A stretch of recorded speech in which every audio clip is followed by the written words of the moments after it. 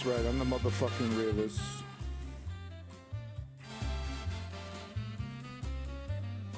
Welcome to the News Underground. I am Abandoned Nihilism. Big props to number one in the chat, Strategy Member. Number two in the chat, Beavery. Simply Steve over here. Swims with whales. Swimming right up. OGs in the chat, every one of them. Welcome to the News Underground. Big props to Space Age Cha-Cha, Novalux. Like and subscribe, folks. It is as good as it sounds. You want to make that perfect mood, that cocktail party. You want to add that splash of lime to that beautiful cocktail. Well, come on. A little bit of stardust, a little bit of moonbeam, a little bit of comet's gleam, and that's step one. A little bit of starlight. All right, folks, so what we're going to do here is I'm just going to go over the news that I've compiled, and looks like Strategy Member and a few others have contributed a few things. So we're just going to jump right into that real quick. Oh, wait a minute. There is a bit of news I wanted to show you. Hold on. There was some breaking news. Hold on. Let's get this set up here. Hold on. We do have some breaking news. Pretty serious stuff. So let me just get this playing here. 1 second. Clefairy! Huh? Breaking Please, Clefairy, give me back my Pikachu! Clefairy! That Pikachu's not just a Pokemon, it's my friend! Won't you? Ah!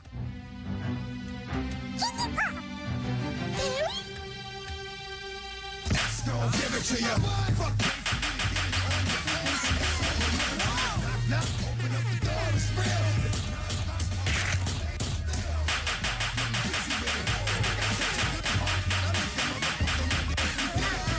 Real cute. Astounding. We're witnessing an alien crashback. Breaking news. I wanted to show you that right away. Get that out of the way. Here we go. Just get a couple of these. Literally just going to be clicking, just like, I just want to get blasted through this Discord shit so I can get to the shit that I compiled yesterday.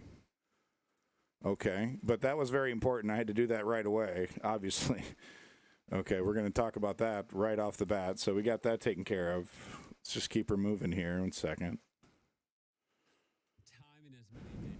You know, we got to prioritize, you know what I mean? We got to make sure we're hitting all the beats, all the news beats. Hold on. Yeah.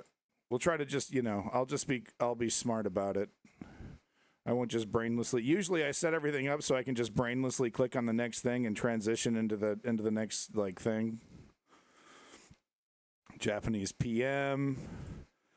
No, we're not going to do that. Yeah, we got to, you know what? Hopefully I can just show you the whole fucking Ezra Klein here. Because Ezra Klein coming out of here, he's sitting in the red couch for serious business, folks. Okay, he's on the red couch.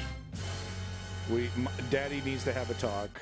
Okay, Daddy needs to have a talk. Have a seat there, Buckaroo. Ezra Klein's going to give us a little talkie to.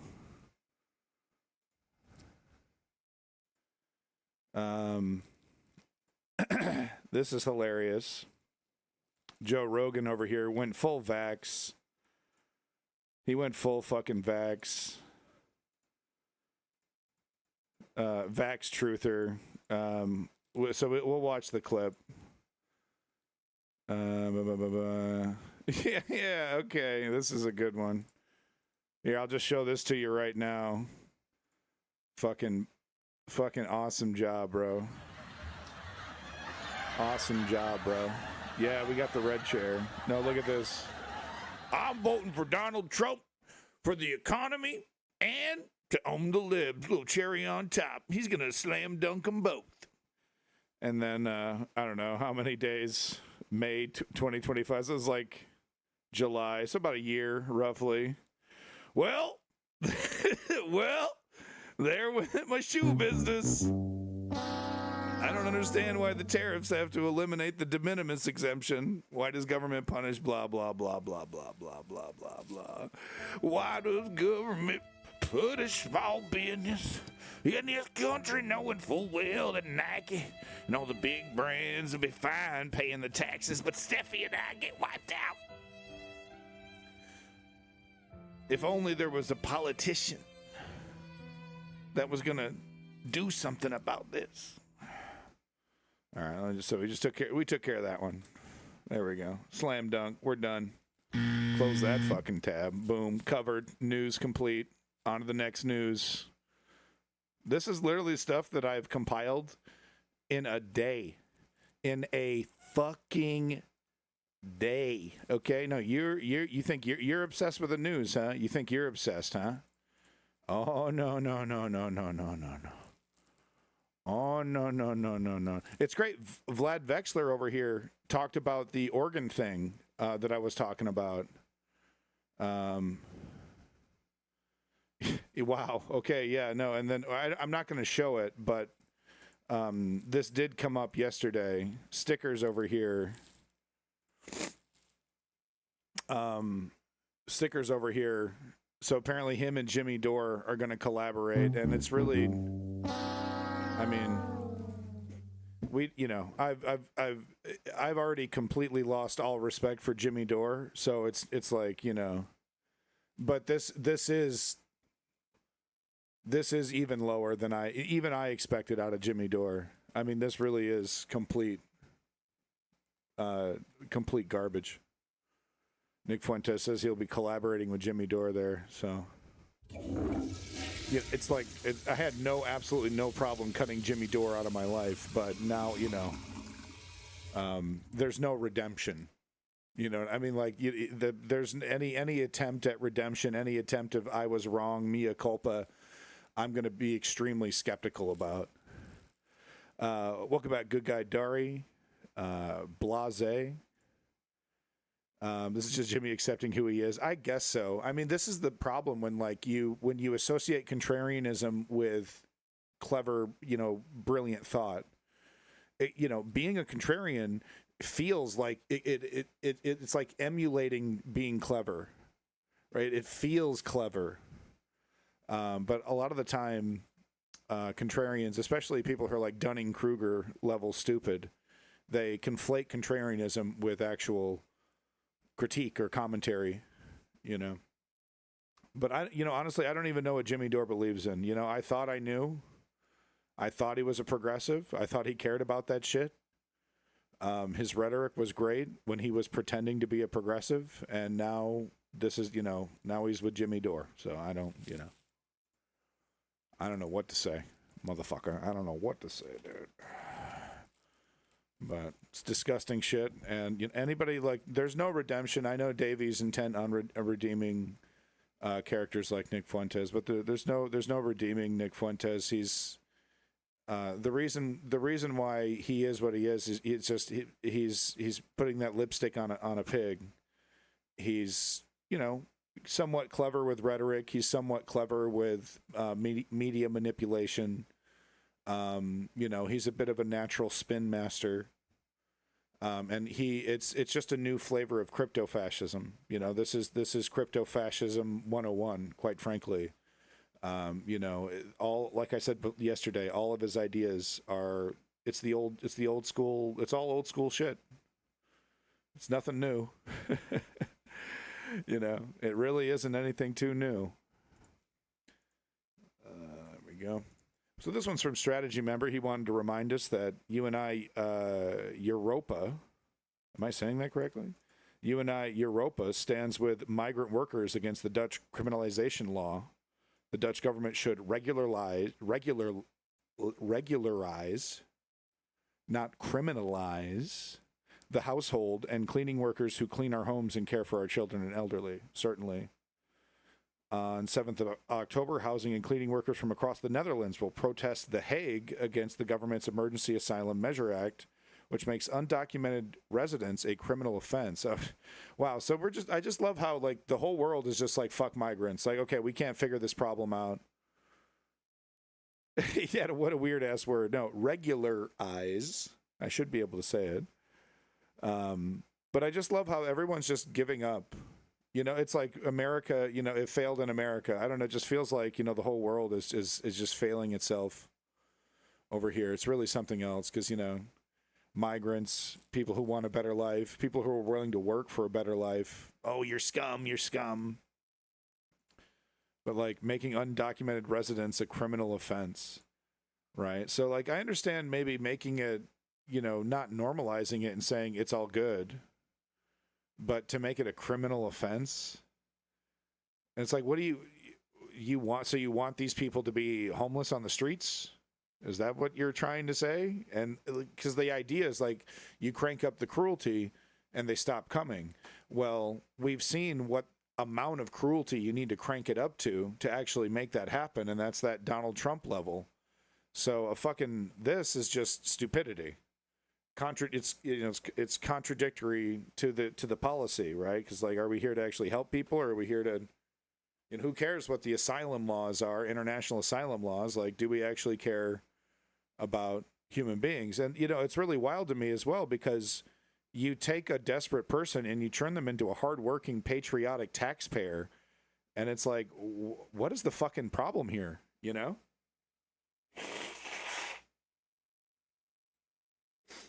Sorry, that's disgusting.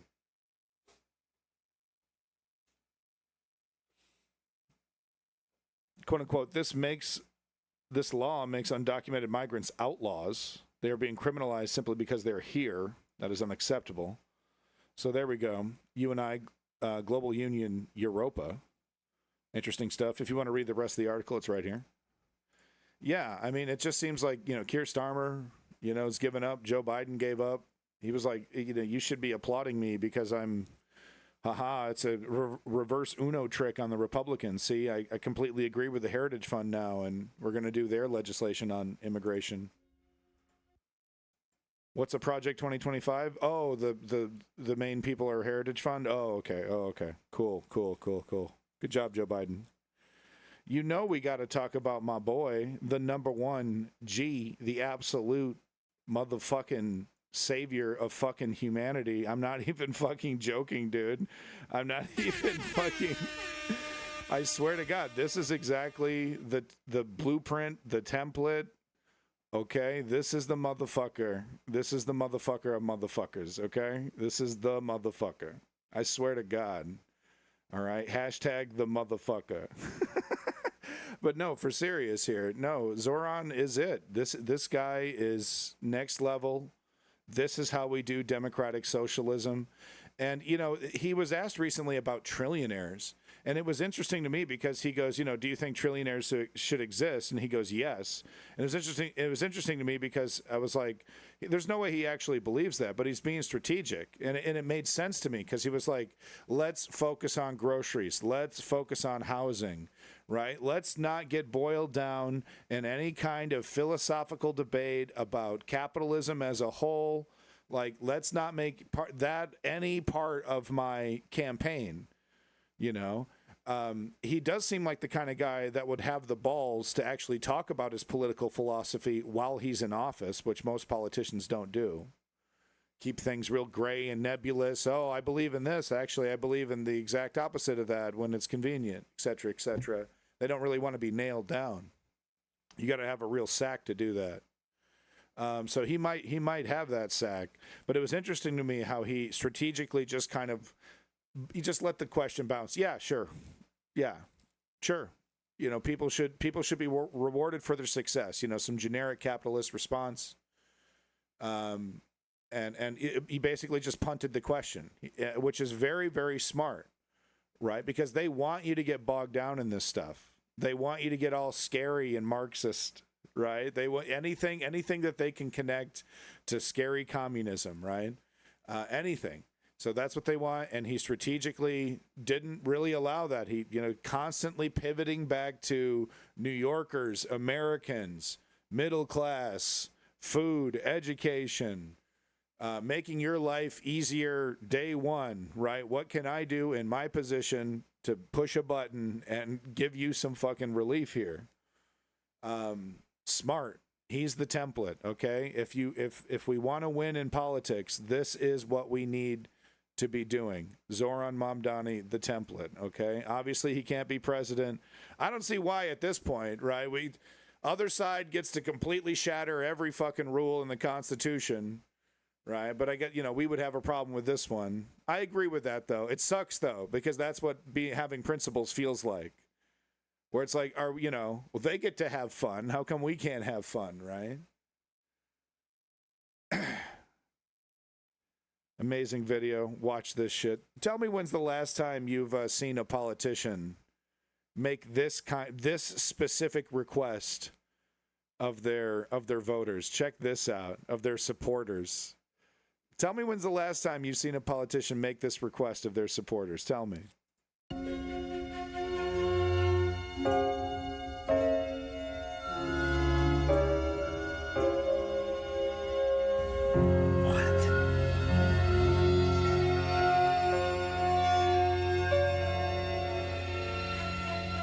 Well, folks, you've done it again. We can't take any more of your money. Truly, you need to stop. Thanks to you, we've raised the maximum amount of money we can spend in this race, $8 million.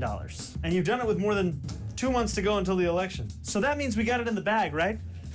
Wrong. You think Bill Ackman's gonna sit back and let us walk into City Hall? No, he's gonna write a very long tweet and then cut an even bigger check to one of our opponents. So get ready to see a lot more scary videos of this face on your TV. But just like we did in June, this movement can overcome their money in November. So we are once again asking, not for your dollars, but your time. Sign up to Canvas or Phone Bank at ZaranForNYC.com/events. Sounds like the 3 steps to me.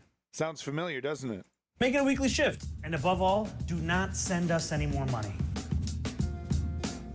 He's like, I don't need money. I need feet. I need human beings. I need people in the streets. I need people volunteering their time, phone banking. Make it a shift. He didn't say it's like the funnest thing you've ever done in your life. It's like going to fucking Disneyland, with infinite money. He didn't say that. He said, treat it like a shift, right? We got to put in the work. Steps 1, 2, and 3, baby. It's the only thing that fucking works. Nonviolent, direct political action. And I think the reason why he can't take anymore is that he's not doing corporate PACs and other chicanery and other bullshit, underhanded stuff. I think he's sticking straight to the rules. And that's the rule. Could you imagine Cuomo sticks to 8 million without a bunch of little cronies blowing hundreds of millions on Cuomo? But I think, this is him using that to his advantage. It's interesting that he doesn't point out why he's limited to 8, because I think that's the case. I don't think he's doing any political PACs or, like I said, that underhanded shit. But he's leveraging it. Right? He's using this to his advantage, doing an advertisement, says, I don't want your money. I need your shoe leather. Which Cuomo could never do. He would absolutely never in a million years say, stop giving me money. Smart, brutal, actually, in a way, cuts right to the bone, campaign finance, funny, clever, quick, 1 minute, 1 fucking minute. That's it. The whole thing, man. Tight, ridiculous. Okay. The template, hashtag the template, Zoran Mamdani. Here's just one. This has just happened just a couple hours ago. This is Donald Trump scolding a reporter for asking about going to war. Trump tells a reporter who asks him about going to war with American cities to be quiet and listen. Yeah, right. So, he's tweeting. I'll show you the tweet, but he's tweeting about, shy-pocalypse, and this is why Chicago's going to see why we changed the Department of Defense to Department of War. Literally. Disgusting stuff coming out of a U.S. president's mouth. And reporter, doing his job. Hey, are you declaring war against American cities? You say that, darling, that's fake news. Well, why would I you don't the go to Department of war. Defense? Listen, be quiet. Listen. You don't listen. You never listen. That's why you're second rate. We're not going to war. We're going to clean up our cities. We're going to clean them up so they don't kill 5 people every weekend. And once again, the jet engine tactic. I'm hesitant to say it's intentional, but they do it a lot. They do it a lot. They say a lot of crazy shit in front of that jet engine, don't they? That's not war. That's common sense. Are you ready? Are you ready? Yeah, that's why you're second rate. Second rate. He talks like a mafioso guy. Yeah, blasé. Indeed, though, he's not a big reader. But yeah, that's why you're second rate. You fake news. He goes, no, that's fake news. That's fake news. We should be operating as if he is going to live forever. We should be operating from that perspective, that he is never going to die. Because as soon as he does actually die, J.D. Vance is going to replace him, and it's going to be turbocharged Trump. It doesn't matter, charisma. Charisma only matters in a democratic election, right? Stalin wasn't very charismatic. Well, that's actually not true. That's actually not true at all. He was charismatic in his own way, but once he was fully seated in power, he didn't really concern himself with ingratiating himself with the people and, getting their approval. These are people that think they know better. They can tell millions of people how to live, what to do. I mean, come on. Are we supposed to feel bad for these guys? I mean, honestly, right? Because what do they say? These farmers in Alabama or Kentucky or bumfuck wherever the fuck this is. Wherever the fuck. They're all the same.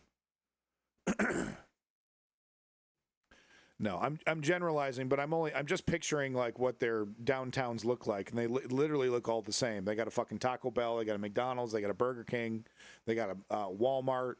What do they call those strips? They have a name for them.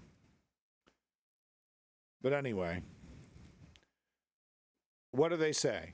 What do they say? Oh, we didn't vote for this. We didn't vote for this. We didn't vote for this. And it's like bullpucky, dude. Malarkey. Malarkey, bro. Bullpucky and malarkey, dude. Serving heaps of it. Okay, in between racist screeds, screeching about deporting millions of brown people that work for you, and referencing Hannibal Lecter, he was absolutely promising more tariffs than we've ever seen, the biggest tariff regime that we've ever seen in our lives. Is it my fault that you don't know your fucking business? Is that my fault? That you don't know how tariffs are going to affect your commodity that you're growing? How the fuck is that woke? Huh? Am I triggered now because I understand your fucking business better than you? I'm not a farmer, motherfucker.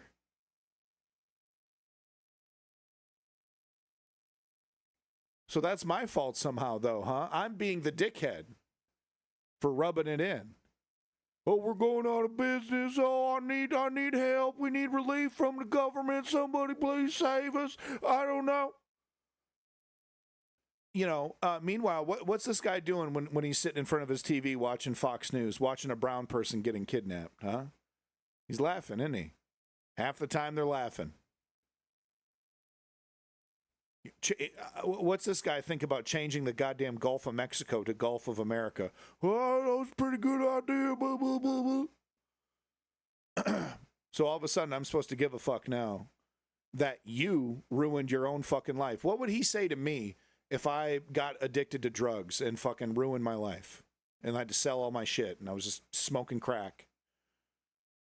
Right? Would he give a shit if I made catastrophic mistakes that affected my life and ruined my own life? Would he give a flying fuck? Would he give a single fuck? So obviously not, right? But here's the thing. And this is what I always come back to. Are we better than these people or not? The left, quote unquote. We claim to be more humane. We claim to understand things better than they do, because we do. And here's objective reality slapping him right in his face. But we're better than these people. So that means we're more humane. That means we want to build a system that actually protects his potato-fed fucking ass. We want to help farmers, actually. Maybe we don't advertise it as well. You know, maybe we're not as bombastic or whatever. Make, you know, pie-in-the-sky promises. But we, the left, quote-unquote, understands the value of farmers. And farmers getting compensated fairly and using the latest technology and getting breaks on that and getting fair prices for their commodities and crops, et cetera, right? So we're better than them. So that means we care about them. I know it fucking sucks, right? Because the only thing I want to do is slap his stupid fucking face when I hear him speak. And I'm about to click play. And you'll see what I mean. Oh, help me. Oh, God, help me. All I want to do is just fucking slap him, right? Like, dude, this is I've never seen it before in my life. He's fulfilling every promise, Donald Trump. He's doing it lightning speed, right? Because the promise was authoritarian dictatorship.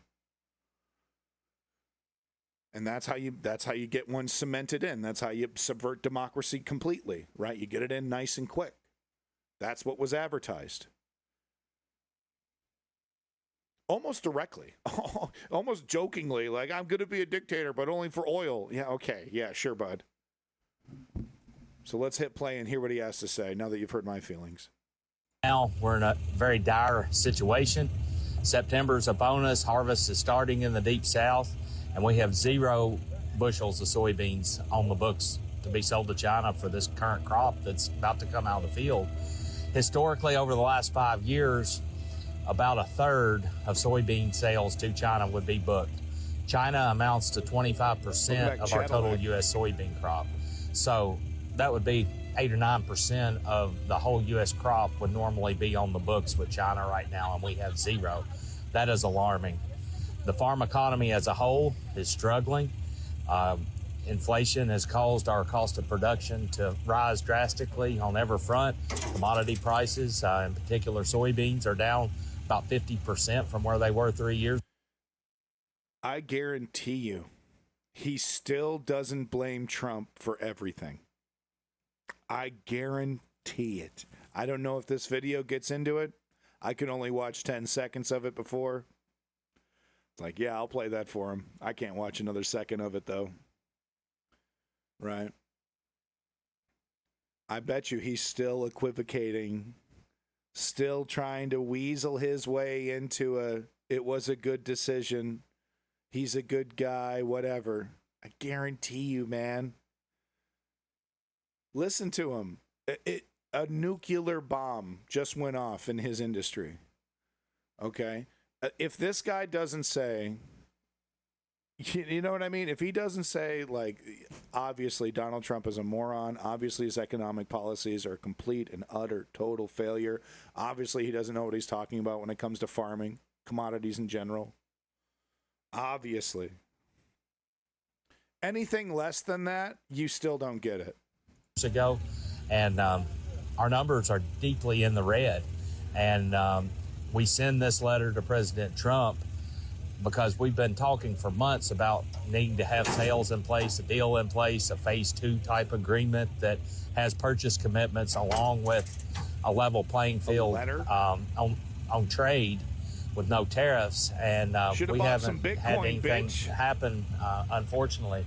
And our appeal to President Trump and his administration is make soybeans a priority in any trade negotiations that are taking place.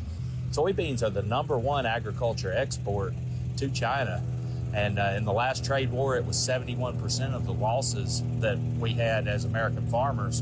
And they're critical. Yeah, so if we look at, and we're going to divide. So I'll stay with grain and oilseeds because that's what I do day to day. But I just have to say one thing about livestock. For livestock folks, we're in good world for them right now. So I'd love to be able to have as good a world that they're having in GNO, but we just don't. And that seems to be the case. Some industries are benefiting quite a bit from these tariffs. Other industries are getting fucking nuclear strikes. And so there's just so many things, and it's really a supply story this year. Yes, when you think about yeah.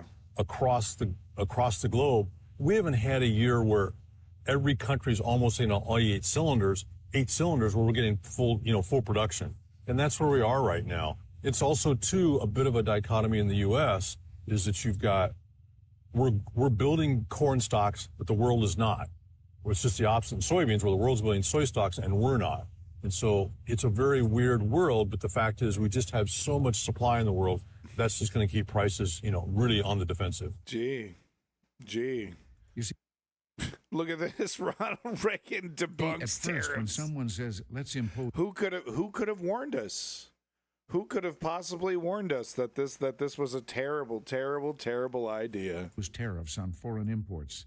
It looks like they're doing the patriotic thing by protecting American products. And here's the thing. Tariffs and protectionism can actually be extremely effective at helping specific industries that need help. Right? As a democratic socialist, I think tariffs can be an extremely powerful tool to help the American small business, operation. Give them, just give them a slight break. Give them a little, boost. Competing in the global market. So, this guy, Rudy Betrayed over here, was like, all right, bro, we fucking get it. So here's his, I don't know, what is this? Facebook? Pete Hegseth over here. War. 1, 2, 3, 4, 5, 6, 7. War. Gee, maybe they want to start a war, guys. And to Pete, I say, go for it. Go for it. Make it real sloppy. Get a lot of people fucking killed, Pete. Go ahead. Nothing but positives. Nothing but positives. Right? You want to cement that dictatorship in the United States? Get embroiled in a nasty, unnecessary, expensive conflict that gets a lot of Americans killed. People are going to be so chill about it. Go for it, Pete. Speaking of war, let's talk about Ukraine now. Let's go ahead and jump into our Ukraine coverage here. I have several videos pertaining to Ukraine, Russia, Kyiv. So let's get to those. We'll just go through all of our Russia-Ukraine stuff. See if I got anything else. And I think we'll do Ezra Klein next. I want to make sure I get this whole thing in. It's 18 minutes, and it's actually worth actually watching the whole 18 minutes. Papa's in the red chair. Okay, he's done sucking the toes of Joe Biden. He's done trying to make excuses for the neoliberal establishment, wringing his hands, right? The fucking NPR, Ezra Klein, right? The NPR guy, right? Finally realizing that, hey, maybe we need to do something about this decrepit neoliberal establishment that's destroying democracy. Finally.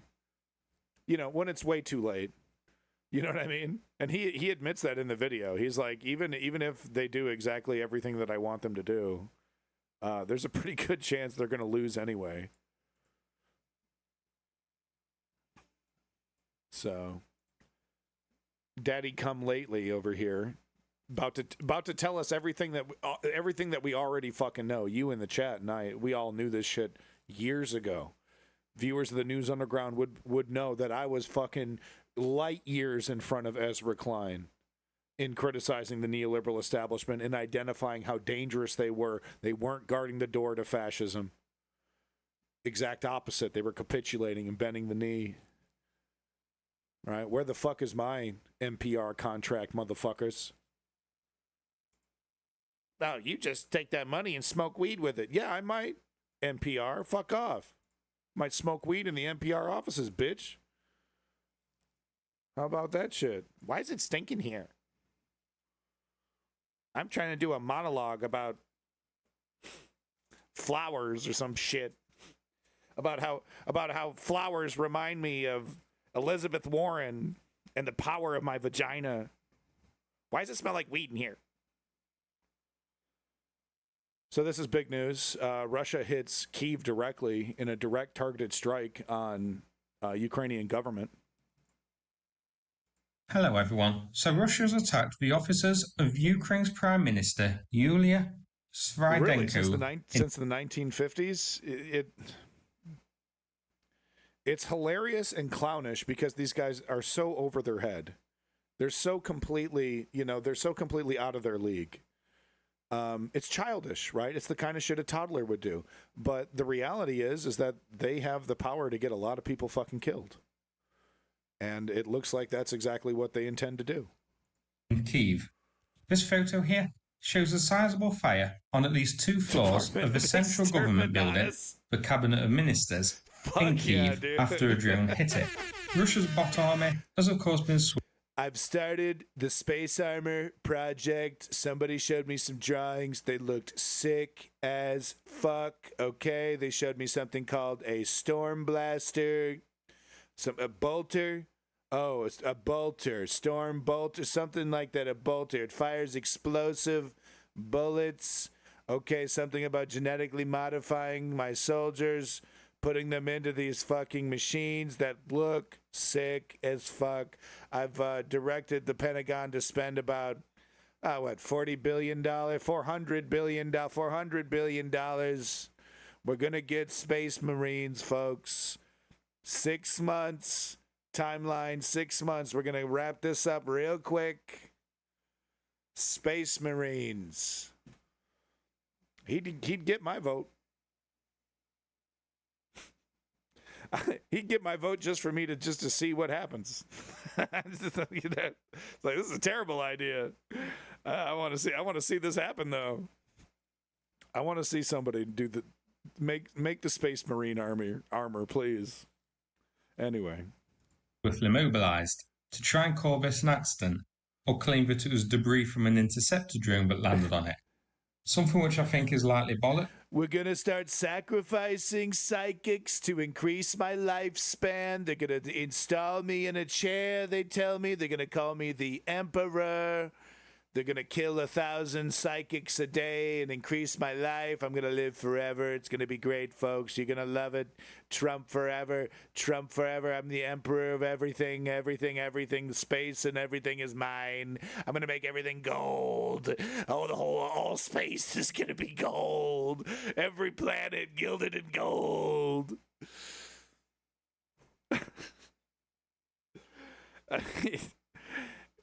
Is it really that fun? Is it really that ridiculous? Oh, thank you. I'm hilarious. Yeah, I'm absolutely hilarious. Thank you. My gold gilded planets. It's just an age. It's like his son showing him pictures of 40K, and he thinks it's like a history book. This is amazing. I'm gonna tell everybody about this. Because as we all know, debris seems to usually land on Russian oil refineries and airfields. Some of the bots are also trying to claim that it was a Ukrainian air defense missile that hit it. However, we actually can't rule out debris. In the current era of bots and misinformation, it is hard to be certain and to know which sources online are actually trustworthy or not.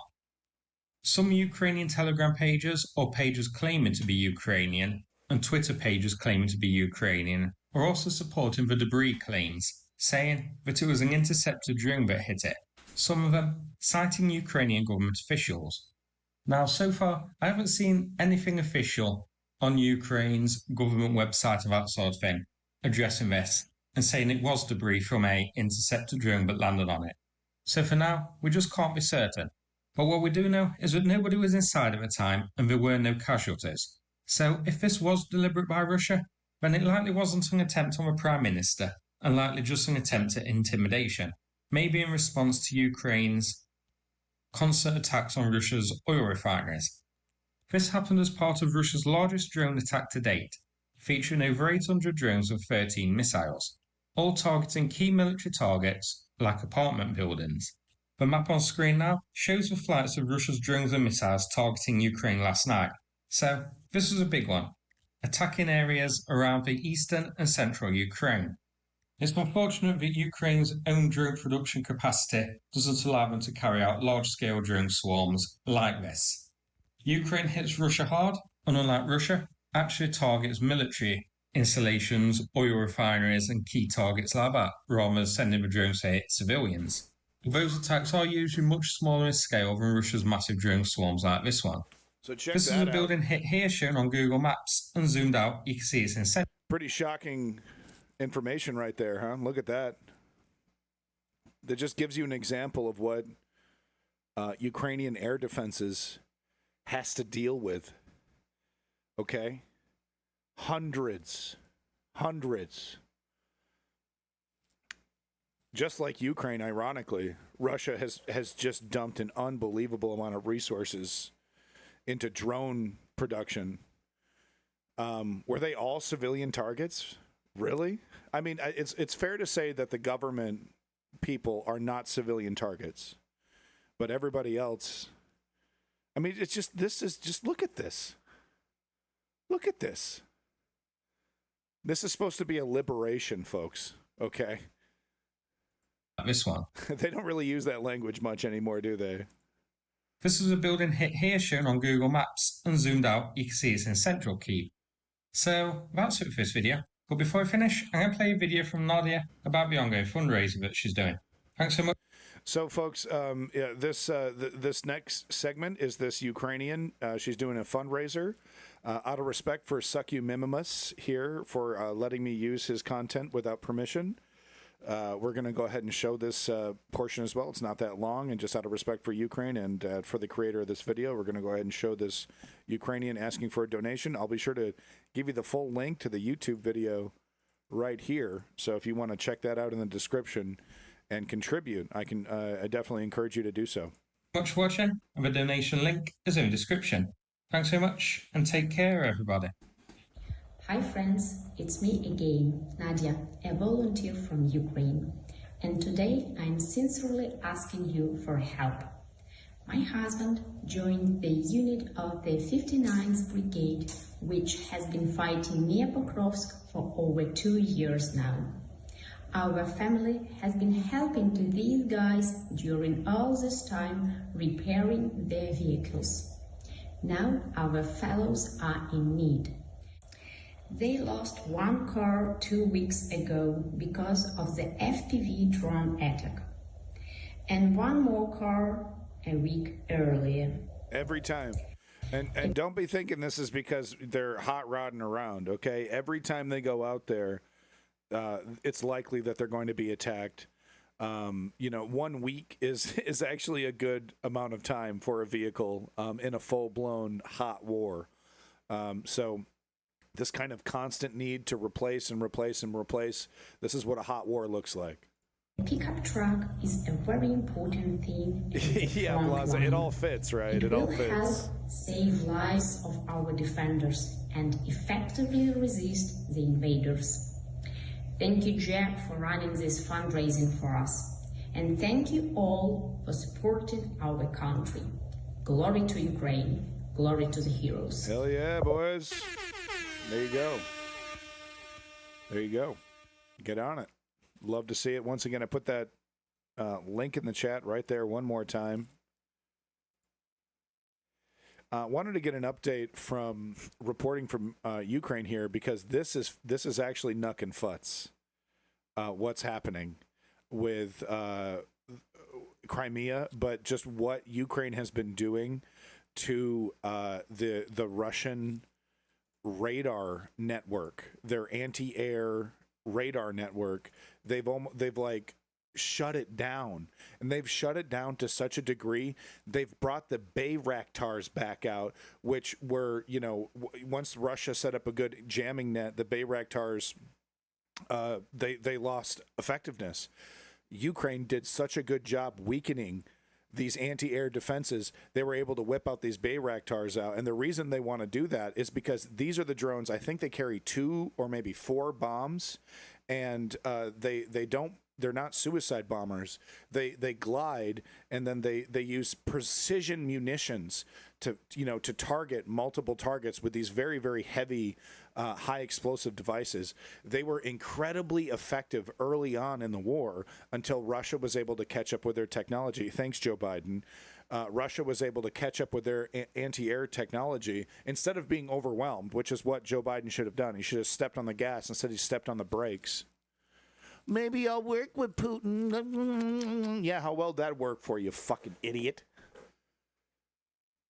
So anyway, these Bayraktars they've been building them. Ukraine has been working on them, upgrading them, right? But they can only use them in situations where Russia anti-air radar is disabled.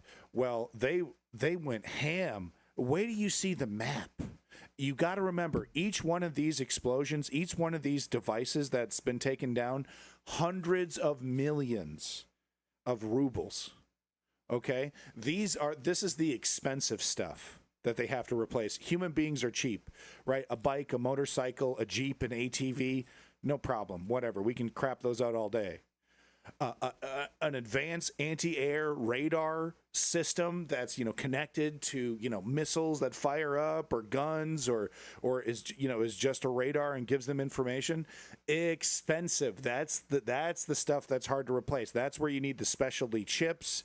You need the special connections. It takes years to build some of this stuff. In some cases, you won't be able to replace them for years.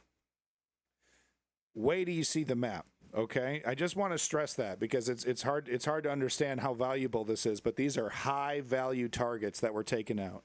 Welcome back, Lenny. It's so good to see you. Hashtag more Lenny. Make sure you're clicking follow on Lenny, folks. I demand it.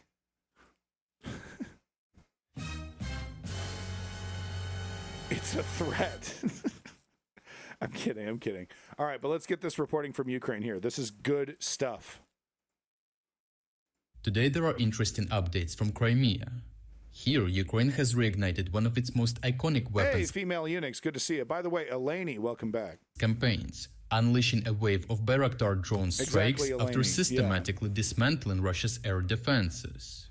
With the skies cleared and the battlefield exposed, the return of these drones has already cost Russia hundreds of troops and naval vessels. The Bayraktar drone, once a symbol of Ukraine's resilience in the early months of the war, is experiencing a resurgence, as Ukraine's Navy and Defense Intelligence have released a lot of combat footage from the most recent strikes campaign carried out against Russian naval targets in the Kherson region. One clip shows the destruction of a Russian high-speed Blase, the numbers I've seen the numbers that they poll, and they mainly use the stuff that's accessible to the public through the UA map, whatever the hell that shit is, and they just use what's publicly available. I will say they'll avoid talking about negative situations until if they're glaring. And sometimes, and they'll happen. They'll talk about it like a week later. So I think it's accurate to say that they're biased. With that said, I think they do put a lot of work into it. I do think it's somewhat informative, but I do agree that it is biased. So definitely a grain of salt. I agree with that. Boat near Zalizny port, which had been preparing to transport troops to the tender.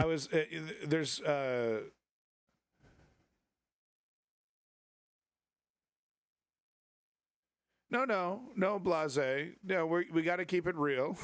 We got to keep it real. We're definitely pro-Ukraine, but we got to keep it real. And yeah, I've definitely acknowledged that this is a biased pro-Ukrainian channel that hides some stuff. I've definitely pointed that out in the past.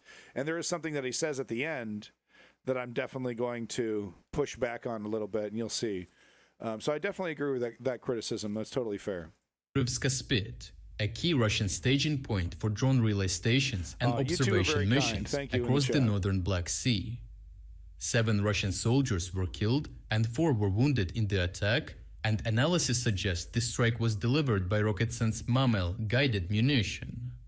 A second video featured another Russian boat near Zalizny port being destroyed after being marked by a laser pointer. Intriguingly, Ukrainian sources describe this there it is. There's the munition right there. They didn't even see it fucking coming, man. Jesus. Attack as being carried out That's with just gotta suck. You know, you're cruising, you know, you're just on your way. You have no idea. And then you're like, if you're lucky, you're dead. If you're not lucky, you're drowning. the missile, raising speculation about the possible use of the Sirit, a 70mm precision missile also compatible with the Bayraktar. As you may remember, earlier strikes by Bayraktar drones also cleared the way for Ukrainian Special Forces raids on Russian-controlled Spits on the Kherson coast. These renewed strikes demonstrate not only the return of the deadly drone, but also the systematic clearing of Russian air defenses that had once forced it into near inactivity. All right, so this is what I was talking This about resurgence is inseparable from Ukraine's recent campaign to dismantle Russian air defense networks in Crimea, as strikes confirmed by released... Now, do I think that they're making up completely out of whole cloth? Oh, this strike, this thing was destroyed here, this thing was destroyed here? No. What I think that they definitely do is they overemphasize how effective things are sometimes. In this case, if this is all true and this data is sourced, right? They don't just pull shit out of their ass. So if this, but a lot of the time the source is Ukraine, right? So which is like, well, they're not exactly gonna lie, and they've shown that they're more accurate than Russia, that's for sure. But they also have an incentive to not tell the truth completely either, as well. That has to be true. So anything coming directly from Ukraine does have to be taken with a grain of salt. With that said, I don't think this data is being fabricated, but I do think sometimes, and I don't think that's the case here, but I do think sometimes, things are framed in a way that's like, oh, this is more effective. You know, this is really making a change on the battlefield, and really it's just kind of the ebb and flow of a frontline conflict. You can't read into it too much beyond that, right? Footage eliminated a 91N6E radar from an S-400 system, a Kasta-2E2 radar near Yevpatoria, and a Podlyot system near Novofedorivka. Ukrainian forces also hit Nebo SVU, Podlyot K1, and 96L6E radars tied to S-400 batteries, as well as a Russian BK-16 landing these craft. are expensive. Further operations destroyed a UTST radar and a 96L6AP radar from another S-400 battery. Ultimately, a raid on Saki Air Base destroyed... Because if this stuff about the radars are hard to replace, they're expensive. Because this stuff about the radars wasn't true and it was just being made up, then they wouldn't be able to use Bayraktars. So either this is a complete entire fabrication, or this is based in reality. But like I said, framed like this is supposed to be, because like you'll see the ending, you'll see what I mean at the end there. It's like I don't know yet. I don't know if that's the case yet. With an S-300 radar, with each of these precision strikes often executed with drones, stripping... Look at this Akira-ass fucking radar. What the fuck is this? Like anime-ass, big-ass, scary-ass fucking dome technology? It's like fucking Akira, bro. In a way, Russia's ability to monitor and intercept hostile aircraft. Without these radars, expensive air defense launchers are rendered blind, and with each passing week, the protective shield over Crimea weakens further. This methodical air defense suppression is paving the way for a renewed Bayraktar campaign and a glorious comeback. In the war's early phase, the drone was a star performer, taking out Russian armor and back. Right. Okay, so then he gets into the Bayraktar, how cool it is, how effective it is. Apparently Zelensky and Mark Carney went to a weapons thing, and they were looking at some weapons. He gets into a different thing here. But that's the thing that I wanted to talk about right there, where he's like, this is the setup for a comeback. And it's like, it could be. Maybe. Because things aren't looking good for Russia right now. Their summer offensive is winding down, if not completely stalled. It did not produce results. It was not a massive push. It was not a massive victory in any direction. They gained a little here and there, but they would literally have to dump the entire population of Russia into this war if at this pace if they want to make it to Kyiv. So, and we keep hearing stuff about the economy, yada yada. They're almost out of this. Economy's about to crash. Donald Trump's threatening tariffs. So let's get to that next thing here. By the way, big props to reporting from Ukraine. Even though you're biased, I'm a little biased for them as well because they've been here from the start, giving us this information, setting things up. But I don't deny that they're biased. Like, especially when I was watching them every single day, I would notice I would read the news and hear about a big loss, Ukraine pushed back in this direction, and I would get crickets from reporting from Ukraine about the situation for weeks. Yeah, Blase, we need to, I mean, no offense to you, because, yeah, I mean, like, that would be great, right? But it's like I was saying with Trump, right? We need to operate as if they're never going to die. Okay, if they're literally the emperor from fucking 40K, right? We need to operate as if these motherfuckers are never going to die. Well, Eleni, that's not true, because F-30, I mean, the American planes are in the air. But they just have to use them very strategically because of this, anti-air technology. Yeah, Lenny, because they were half-assed. They didn't go all the way. They talked a big game, right? Kicking them out of SWIFT, etc. But they weren't enough. It wasn't complete. And America Joe Biden did not punish India, did not punish China.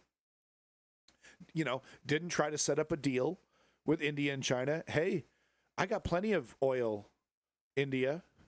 You're getting a good deal from Russia. I can't give you the kind of deal you're getting from Russia, but I can give you a pretty fucking good deal of American oil. If you say right here, right now, I'm not going to buy another drop of Russian oil. Joe Biden could have done it. He could have at least tried to have done that. He didn't. There was no punishment. The tariffs and the sanctions. It needed you. If you want them to be effective, you got to go all the way, baby.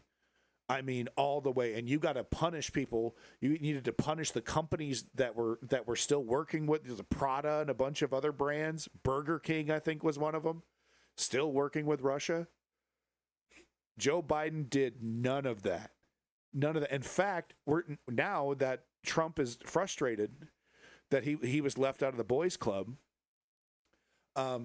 Now, Trump is starting to implement some of the things that Joe Biden was too fucking afraid to do. That's how bad of a leader Joe Biden was. Yeah, Leon. Yeah, I mean, that's what all the experts are saying. Like, it could happen any day, but...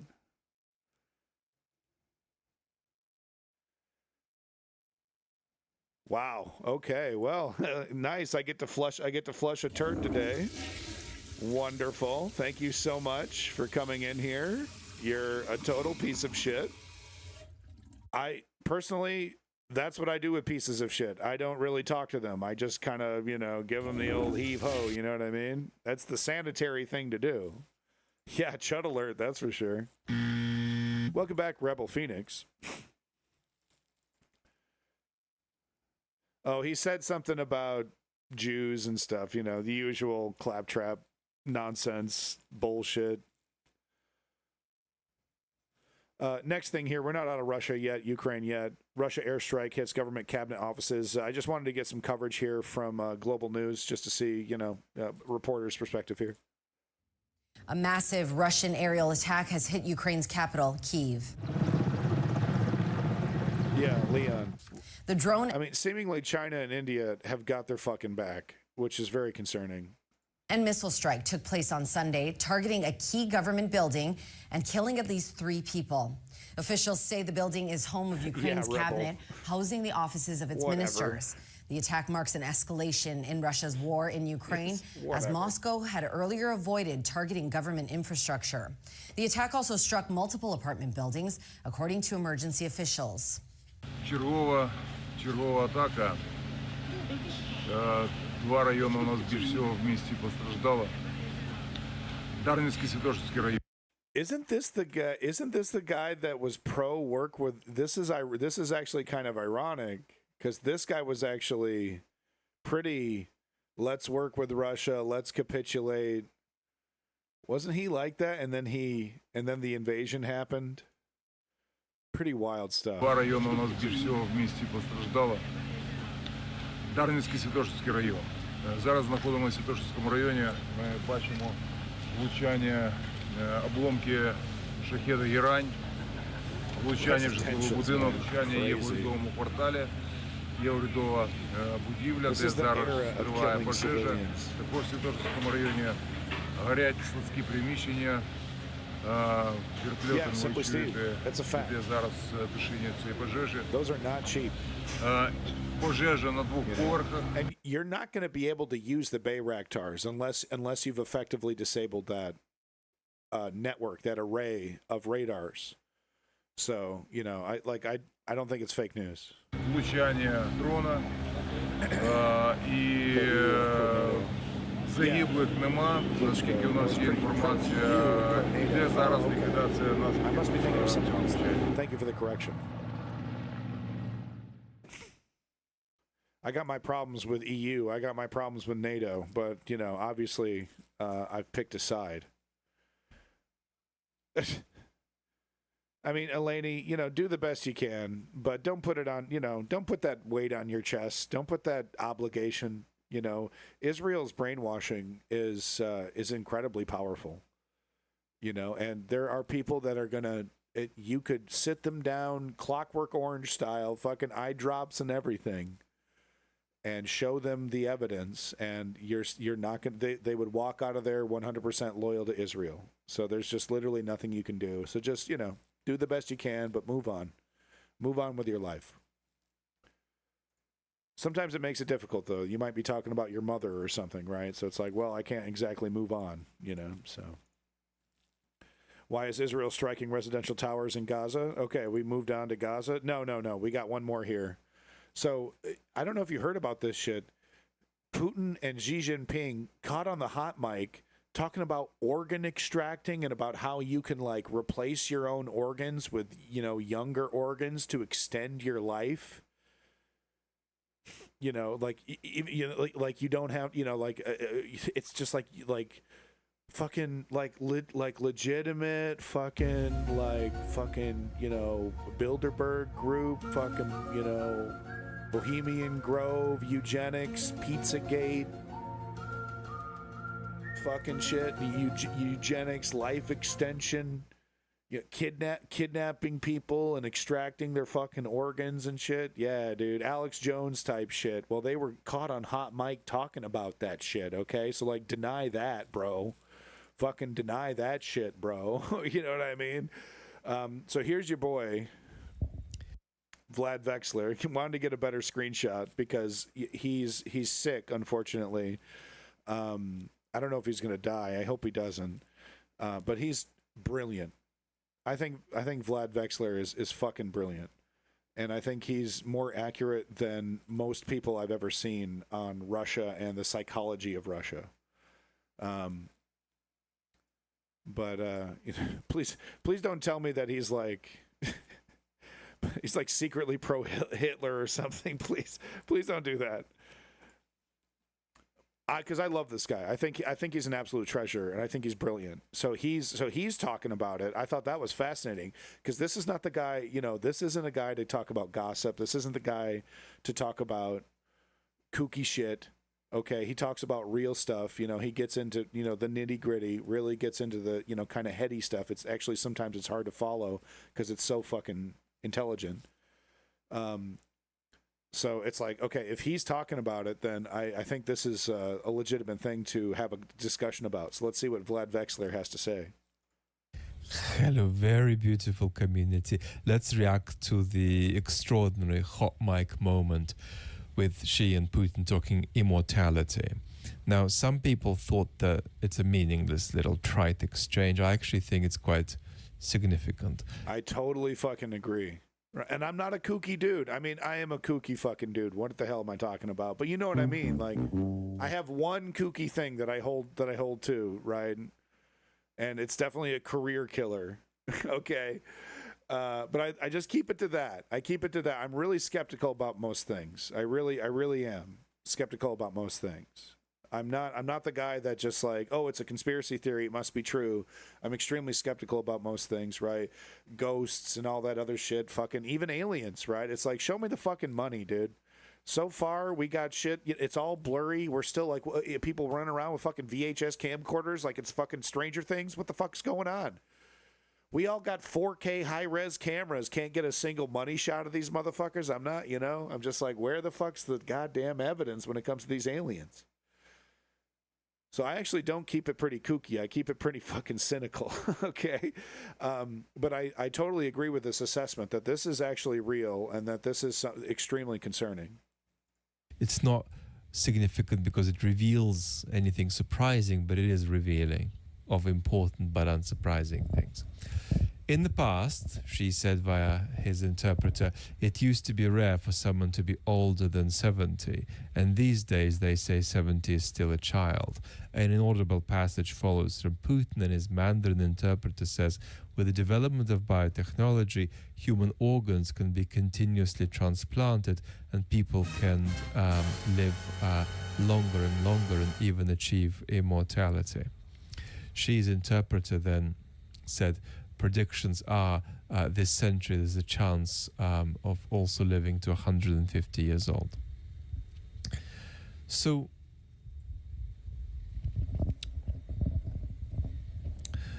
Putin Uyghurs unconstitutionally changed the constitution to like that's Uyghurs with a U. I wasn't immediately just canceled.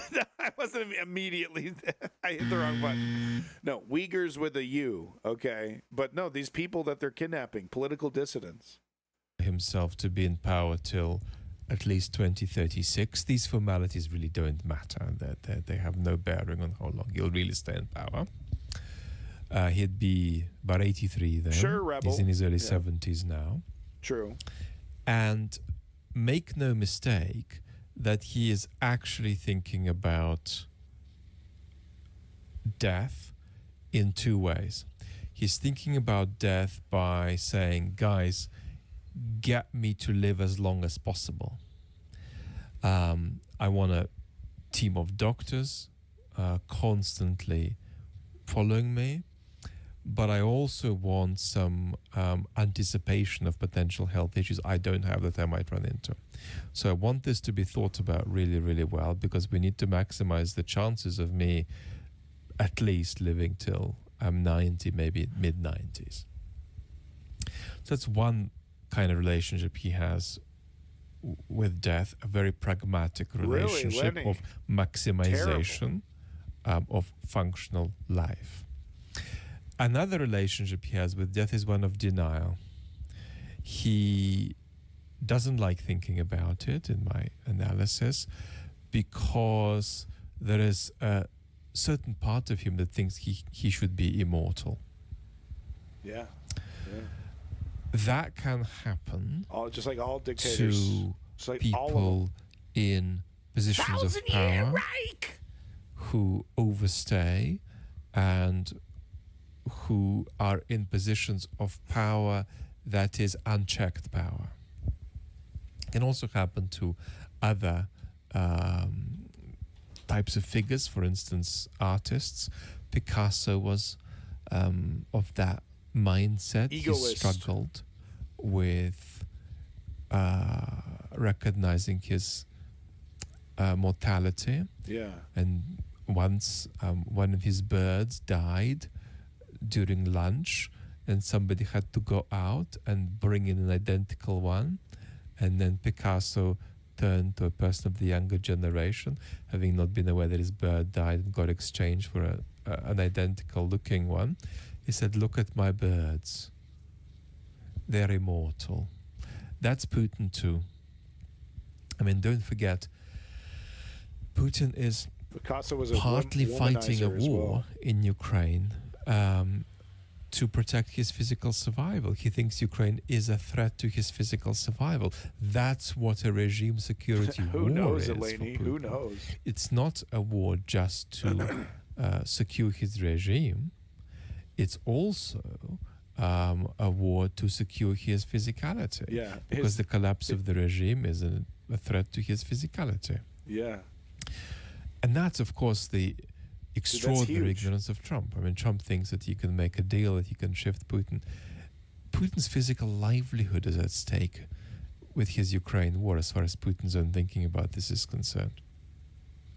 So if Trump weren't so ignorant, he'd be saying, well, I'm going to try to move this leader of Russia on an issue that concerns what he understands to be his physical well-being and his physical survival. Well, once you put it like that, you'd understand that it shouldn't be easy to move someone like that. But Trump is ignorant. He doesn't know that. I think an important lesson we can take from this is that somebody like Putin... I don't think so, Eleni. Who is less procedurally constrained than she is, actually, is bound to remain very good at instrumental rationality. But he's losing me. His values go really, really loopy. I think he's talking about Trump. That's what happens after all this time in unchecked power. We talked often about Putin having various kinds of pathologies from a young age. He looks healthy. Done some videos on the main channel about Putin's evolution in power. But the reality is that a Putin from the year 2000 would be absolutely flabbergasted by the Putin of today. This Putin would be sort of abnormal to the earlier, in the eyes of the earlier Putin on very many counts. I see. So their values are very different. And their values are no longer objectively tied to the will. Vlad thinks the turning point was COVID for Putin, where he had that Picasso moment with his birds, where he had that realization that he's going to die. And I think that's what he's talking about. Like, an earlier Putin wouldn't be so fragile, wouldn't have exposed himself so much. He wouldn't be making the mistakes that he's making, doubling down because of his ego and tripling down. He would be much smarter in how he's operating, maybe killing less oligarchs, et cetera, et cetera. And he's, he had this brush with mortality, and he wants to achieve these goals like Alexander the Great or something. Being of their country, I mean, these are people who view the world in such a way that they'd be happy if they run a small country to destroy their small country as long as they could stay in power. And if they run bigger countries, destroy not just their country, but other countries around, if not the world. And these people, of course... Let's not get it twisted. Hamas is one of these organizations that would happily see their entire country destroyed as long as they are still the head of it, whatever that means. Think that they're doing the right thing, and often their strange ways of going on are based on sincere conviction. That's certainly the case with Putin, but it doesn't make them any less nuts. So the point to understand is that the nuttiness does not set in at the level of instrumental rationality. At that level, Putin is more grounded and better thought through in his actions than almost all Western leaders. But when it comes to his why, when it comes to his aims, his purposes, there his monitors have long disconnected from planet Earth. From reality, yeah. And he is sort of floating over maps of territory, floating over history books, and talking to himself about the world. I mean, these conversations are... Now, I think Xi Jinping has delusions of grandeur, but I don't think he's nowhere close to where Putin's at. Or else we would see rash movement, to achieve China's goals, instead of this very careful, very, very careful, planned out, we're going to make a move when we know we're going to win, China right now. So I think there's similar delusions of grandeur, but Putin has taken it to the next level here. Essentially conversations with himself, his conversations about the world. And one of the conversations that he recurringly has is about immortality. I mean, there is a part of Putin that wants to live forever. And he knows that's not quite rational. So he sort of fragments into these two relationships with the question of longevity. One, a very pragmatic relationship. Delusional people do this a lot. Hey guys, everybody around me, maximize my odds of living. In a way, we all kind of do this, you know? Being longer. But then the other relationship is, well, I'm not going to think about it. I'm not going to think about it. I can't have death realistically put on the table for me, because that challenges everything. Because by now he's not capable of separating himself from all the other things that matter. So he is Russia, and up to a point, he probably thinks he is the heartbeat of contemporary history as well. Some of Putin's confidence about... I think their chatter was correct. Putin is the emperor, and that's kind of how he sees himself, right? And ironically, that's what 40K was kind of lampooning, was like the emperor is the ultimate the ultimate envisioning of a dictator. Lives forever. 1,000 people have to die a day just to maintain their life, and that sacrifice is made, every single day on the dot. And just like never eternal, never leaving, an internal part of, basically becoming a god, in a way, in a sort, as close to a mortal can get to a godlike being. So I think that is more accurate, a description. Putin does see himself as the emperor of all mankind. His prospects in the war that keeps puzzling some Western leaders is about various things his military folks tell him, his intelligence folks tell him.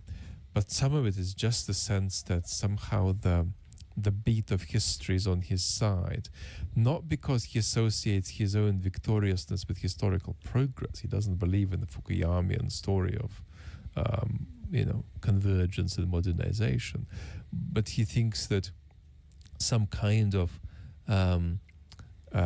propulsion of Russia, if it's going to happen at all, is going to be something that appropriately happens under his guidance, because somehow he has converged with historical narrative. Right. And that's really dangerous, because that's a guy that's saying to himself, only I can do this, and I need to do it before something happens. That's a guy that's like lit a fire under his own ass. And he has a lot of power, and he's gotten 1 million people killed. For what? So all of what I've said sounds wishy-washy, semi-mystical, and it's important that that's the case. But it's also important that in the pursuit of these increasingly strange values, Putin remains sort of rigorously sober, cool, and empirical when it comes to the instrumental rationality of how do I get from A to B. Lots of love. You know what I mean? Like, the guy's a genius. The guy's an actual legitimate genius. He should be on MSNBC. He should be on CNN.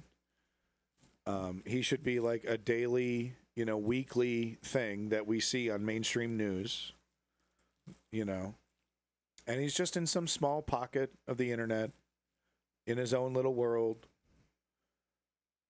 No one is nailing Putin the way Vlad Vexler. I belong nowhere near mainstream. This guy belongs on the mainstream. I don't belong on the mainstream. I say poo-poo words like darn and heck. Gosh darn it. All right. It's red chair time. All right, pull up a seat. Pull up a seat, okay? Because the adult in the room has showed up, okay? The adult in the room who's been wrong probably since 2016. All right, could we probably fish up some handy-dandy little criticisms of Bernie Sanders from Ezra Klein? Some people say he raped Elizabeth Warren. Oh, my God. Oh, my God. I'm exaggerating, but, you know, going along with that fucking narrative. Did I spell daddies correctly? Oh, boy, I'm going to type in daddies into Google. Let's see what we get. Yeah, okay, I spelled it correctly. Aw, boo, we didn't get anything sexual. That sucks. Do I dare hit images? I'm going to risk it all. I'm going to risk fucking everything. Woo-hoo, woo, woo. Woohoo!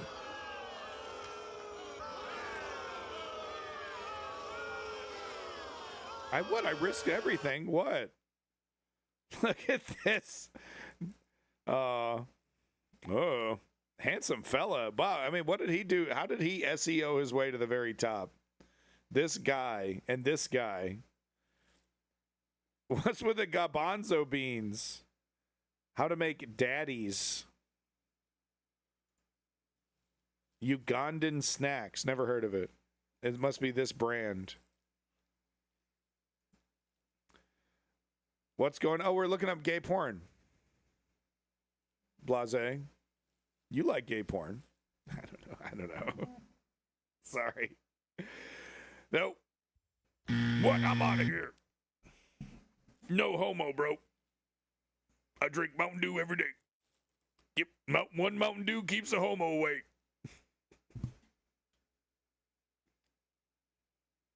It's cracking Mountain Dews. All right, now, okay. Daddy's home. Okay. Enough of your talking. Okay. He's come to the conclusion, finally, that, gee, maybe it's the neoliberal establishment. Gee,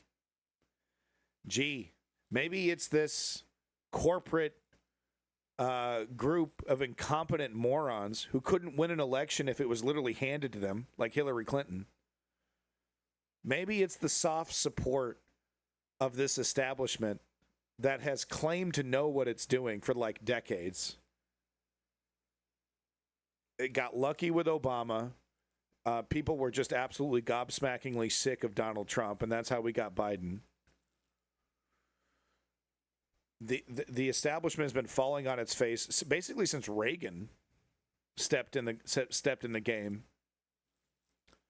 But here we go, Ezra Klein, the adult in the room, to tell us what we've all known, I mean, for fucking years, straight up. By the way, does he say neoliberalism in this screen? I don't think he does, if I recall correctly. So we're still not criticizing capitalism. We're still not going after, like, foundational, philosophical, you know, like political, you know, their philosophical underpinnings of the political party. What does the neoliberal Democratic Party actually believe in? Criticizing that. We're not going to talk about any of that, but we are going to. The whole point of this is that he makes the plea for the leaders to either do something productive or step down. Right. So technically, still trying to protect the neoliberal establishment. But this is like, you know, this is like somebody watching like something like stab itself to death, and he's like trying to hold them back, you know, from destroying themselves. Right? He's desperately trying to get them to stop stabbing themselves, and it's just like you can't. Like they just keep going, you know, with enthusiasm. And Ezra Klein has to sit here and basically say like one final time, like, please stop sabotaging yourself. Please fight. Stop destroying yourself. Stop capitulating and acquiescing, you know, in advance. Ultimately, though, like I said, still trying to do something with this. What we need to do with this neoliberal establishment is literally literally flush it down the drain and completely replace it. Okay, what did we talk about earlier? The template.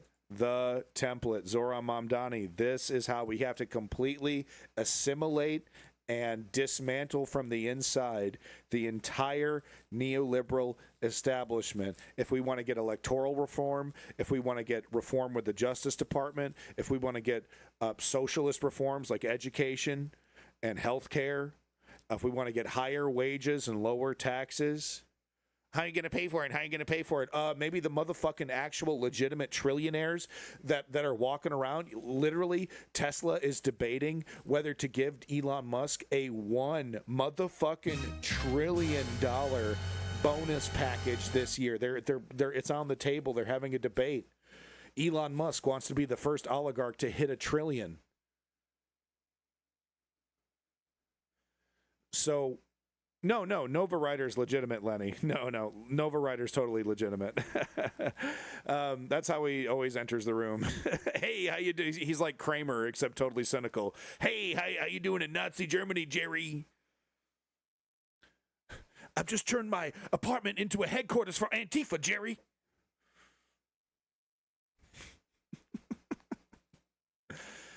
All right, you've heard my criticisms. It's daddy time. Let's see what we can do about fixing this neoliberal establishment, guys. One last time. Oh, you're fine, Lenny.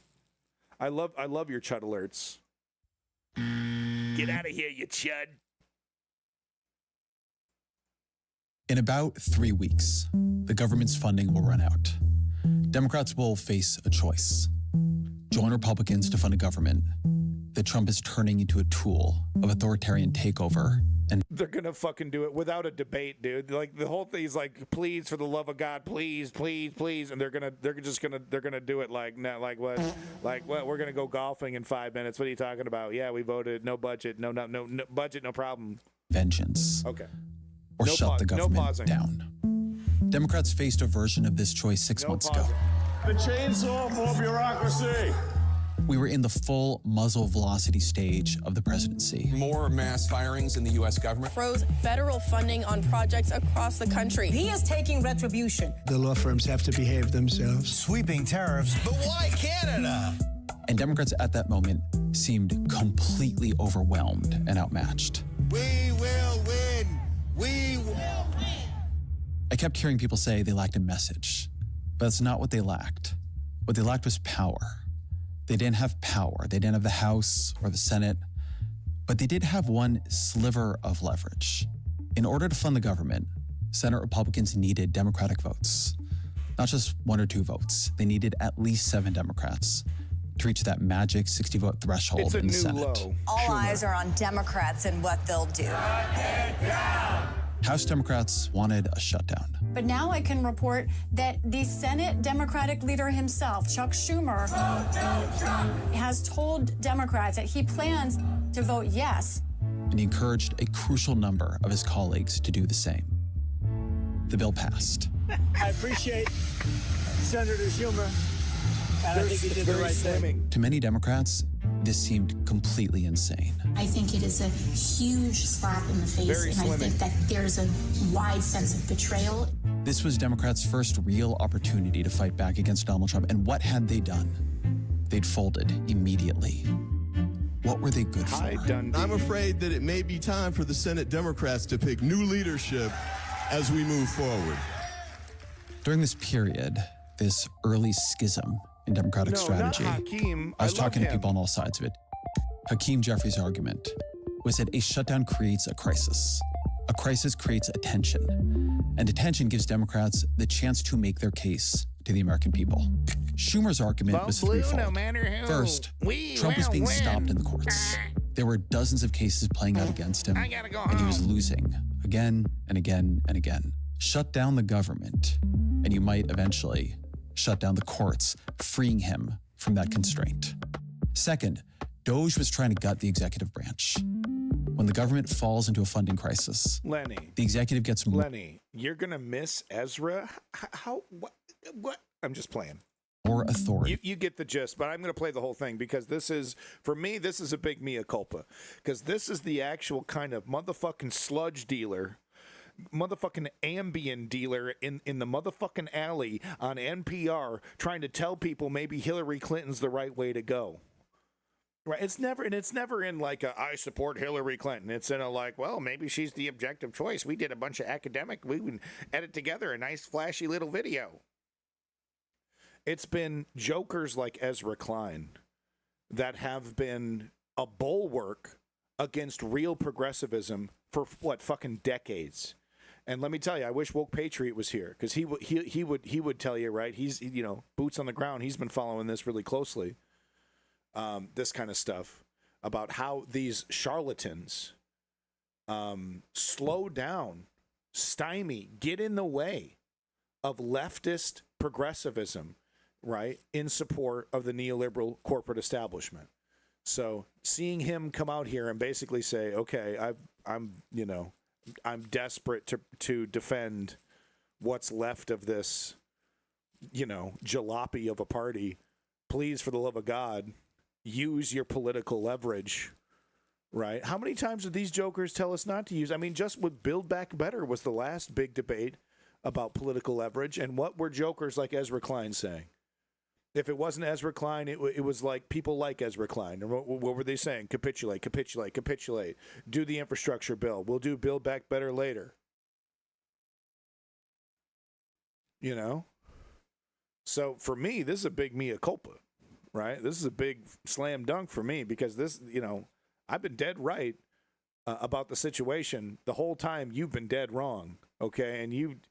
But you're a millionaire, so I guess who's the sucker? To decide where the money the government does have goes. In that chaos, Doge could go farther and faster.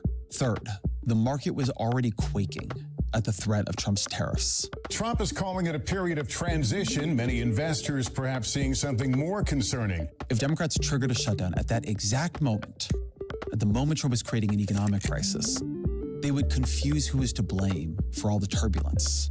It's the first rule of politics. When your opponent is drowning, don't throw them a lifeline. It was an act of strength, of courage, and I knew that most people wouldn't agree with me. He's talking about voting for the budget instead of leveraging any political power whatsoever.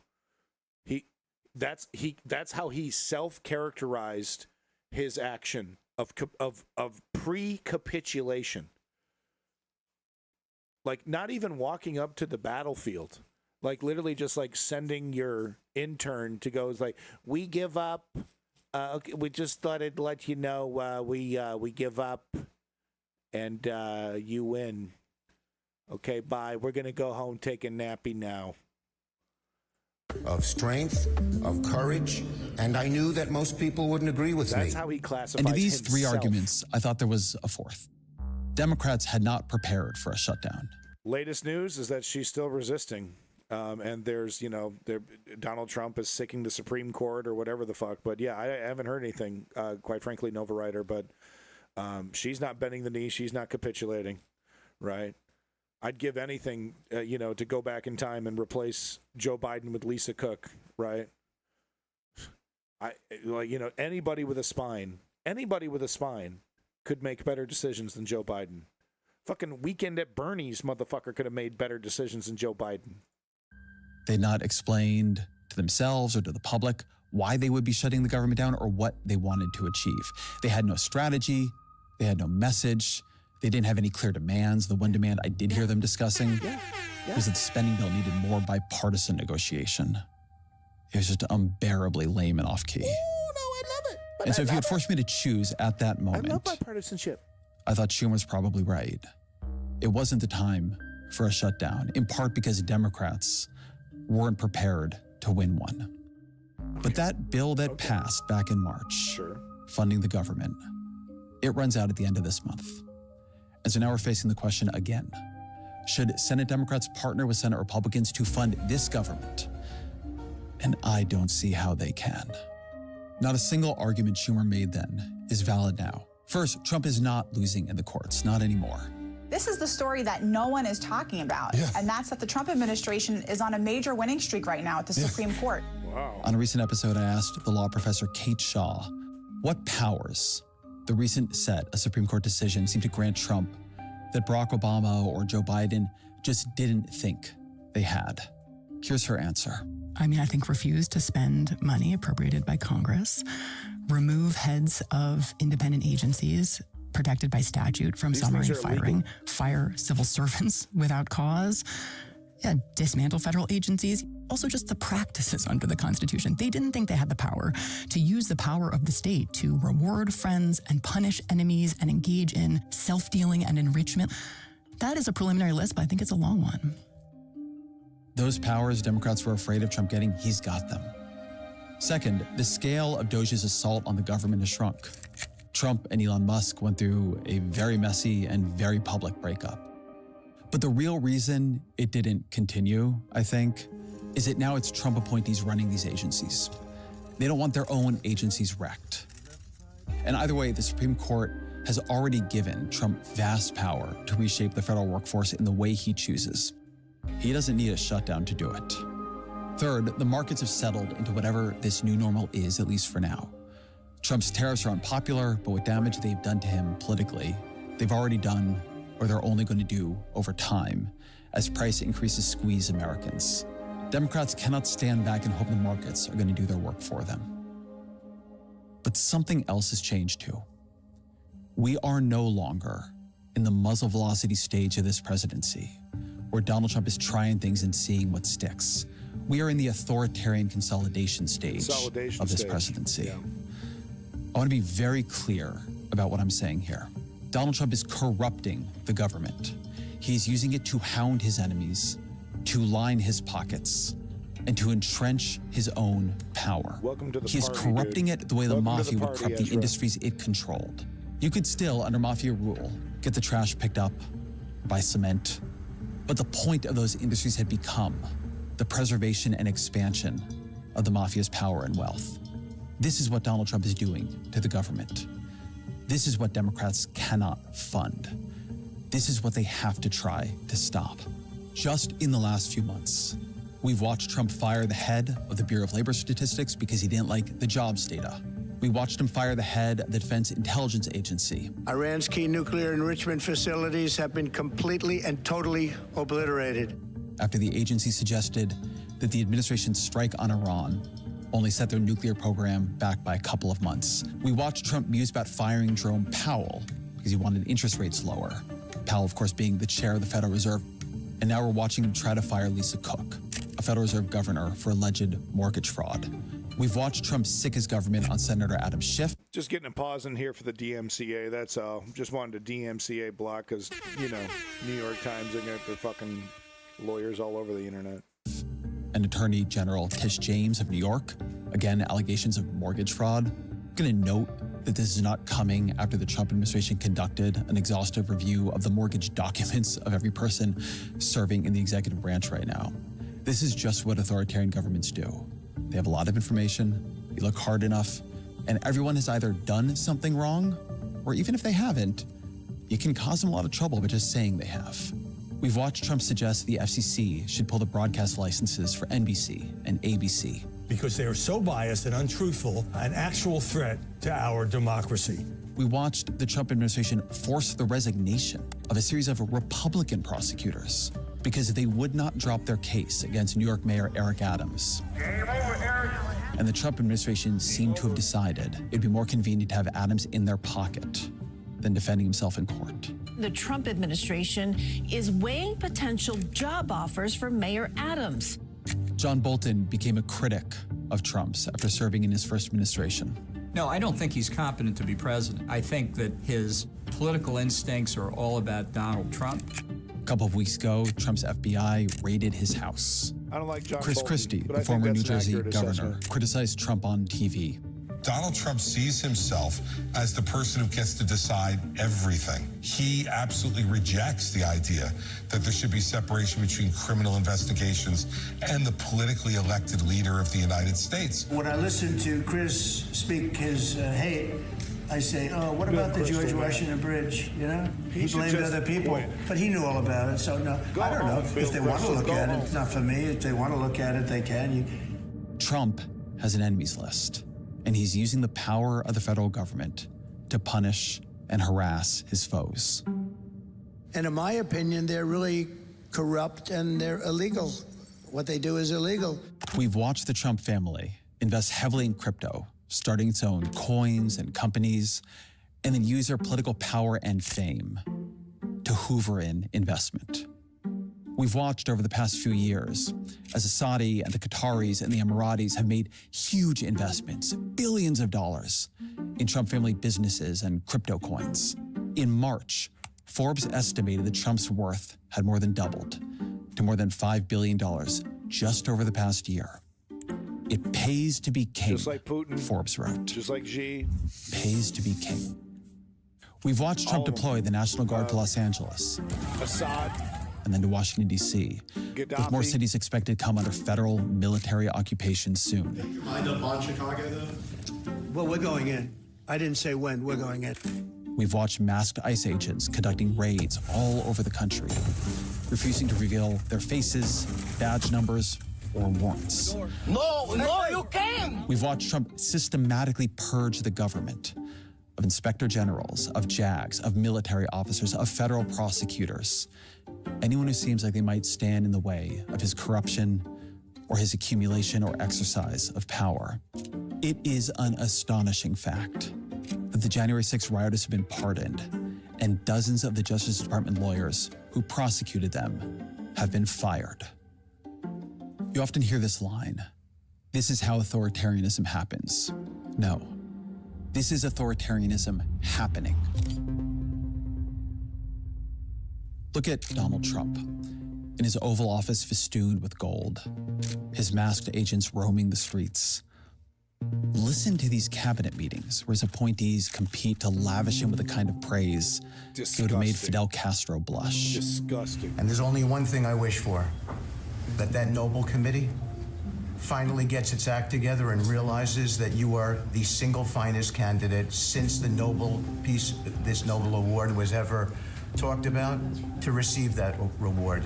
Mr. President, I invite you to see your big, beautiful face on a banner in front of the Department of Labor, because you are really the transformational president of the American worker. Tell me that is not what authoritarianism looks and sounds like. Still afraid and so the to question say is, fascism, what are aren't you, Democrats Ezra? going to do about it? What can they do about it? I think the case for a shutdown is this. A shutdown is an intentional event. It's an effort to turn the diffuse crisis of Trump's corrupting the government into an acute crisis that the media, that the public. I think Donald Trump would prefer to have that news censored. Is he actively and effectively censoring news specifically about Lisa Cook? I haven't seen any evidence. Will pay attention to. Right now, Democrats have no power. Looking back, Merton. So no one cares what they have to say. A shutdown would make people listen. But then Democrats would have to actually win the argument. They would need to have an argument. In my head, the argument is something like this. Donald Trump won the election. He is the legitimate president. His government should be funded so long as it is acting the way the government is supposed to, serving the people, being held accountable. But there are red lines that cannot be crossed. ICE can conduct legitimate deportations, but it can't be masked men roaming the streets, refusing to identify themselves or their authority. Remember your right to remain silent. The Trump family cannot be hoovering in money and investments from the countries that depend on us and fear our power and our sanctions. There have to be inspectors general and JAGs and career prosecutors watching to make sure the government is being run on behalf of the people rather than on behalf of the Trump family. Democrats would have to pick a small set of policies that represent the larger set of problems and stick to them. They'd have to choose those policies wisely. They would have to hold the line even when it got tough. And right now, Democrats have not picked those policies. They've not settled on that message. Right now, they are no more prepared for a shutdown than they were in March. There's an ongoing debate inside the party on whether they should talk about Trump's corruption and authoritarianism at all, or instead just say that armed troops in D.C. are a distraction from the price of groceries and healthcare. And look, the reality is that Democrats' best issue is healthcare. Trump has looted Medicaid to pay for tax cuts for him and his friends, and Democrats should never let the voters forget it. But I don't think it's impossible to turn these two realities into one story. Corruption is why you pay a fortune for prescriptions. So this is his solution. I think this is the, conclusion of his video here. This is what he thinks is going to be the winner, the ringer for the Democratic Party. Jon Ossoff, who's he's no Zoran Mamdani. I think he takes money from AIPAC.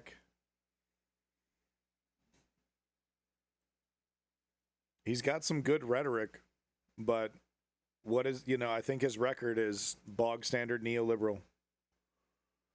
Right? So here we go, abundance liberalism, right? This abundance, spit shine on neoliberalism called abundance now is what they're calling it. And what is abundance? Deregulate a bunch of shit. Pro-capitalism, deregulate a bunch of bullshit. Right? So you have to ask yourself, he gets it to this level. He gets it to the level of, identifying clear signs of authoritarian fascism, consolidation. He's too much of a coward to call it fascism, but he's still trying desperately to save this establishment that has brought us to this moment.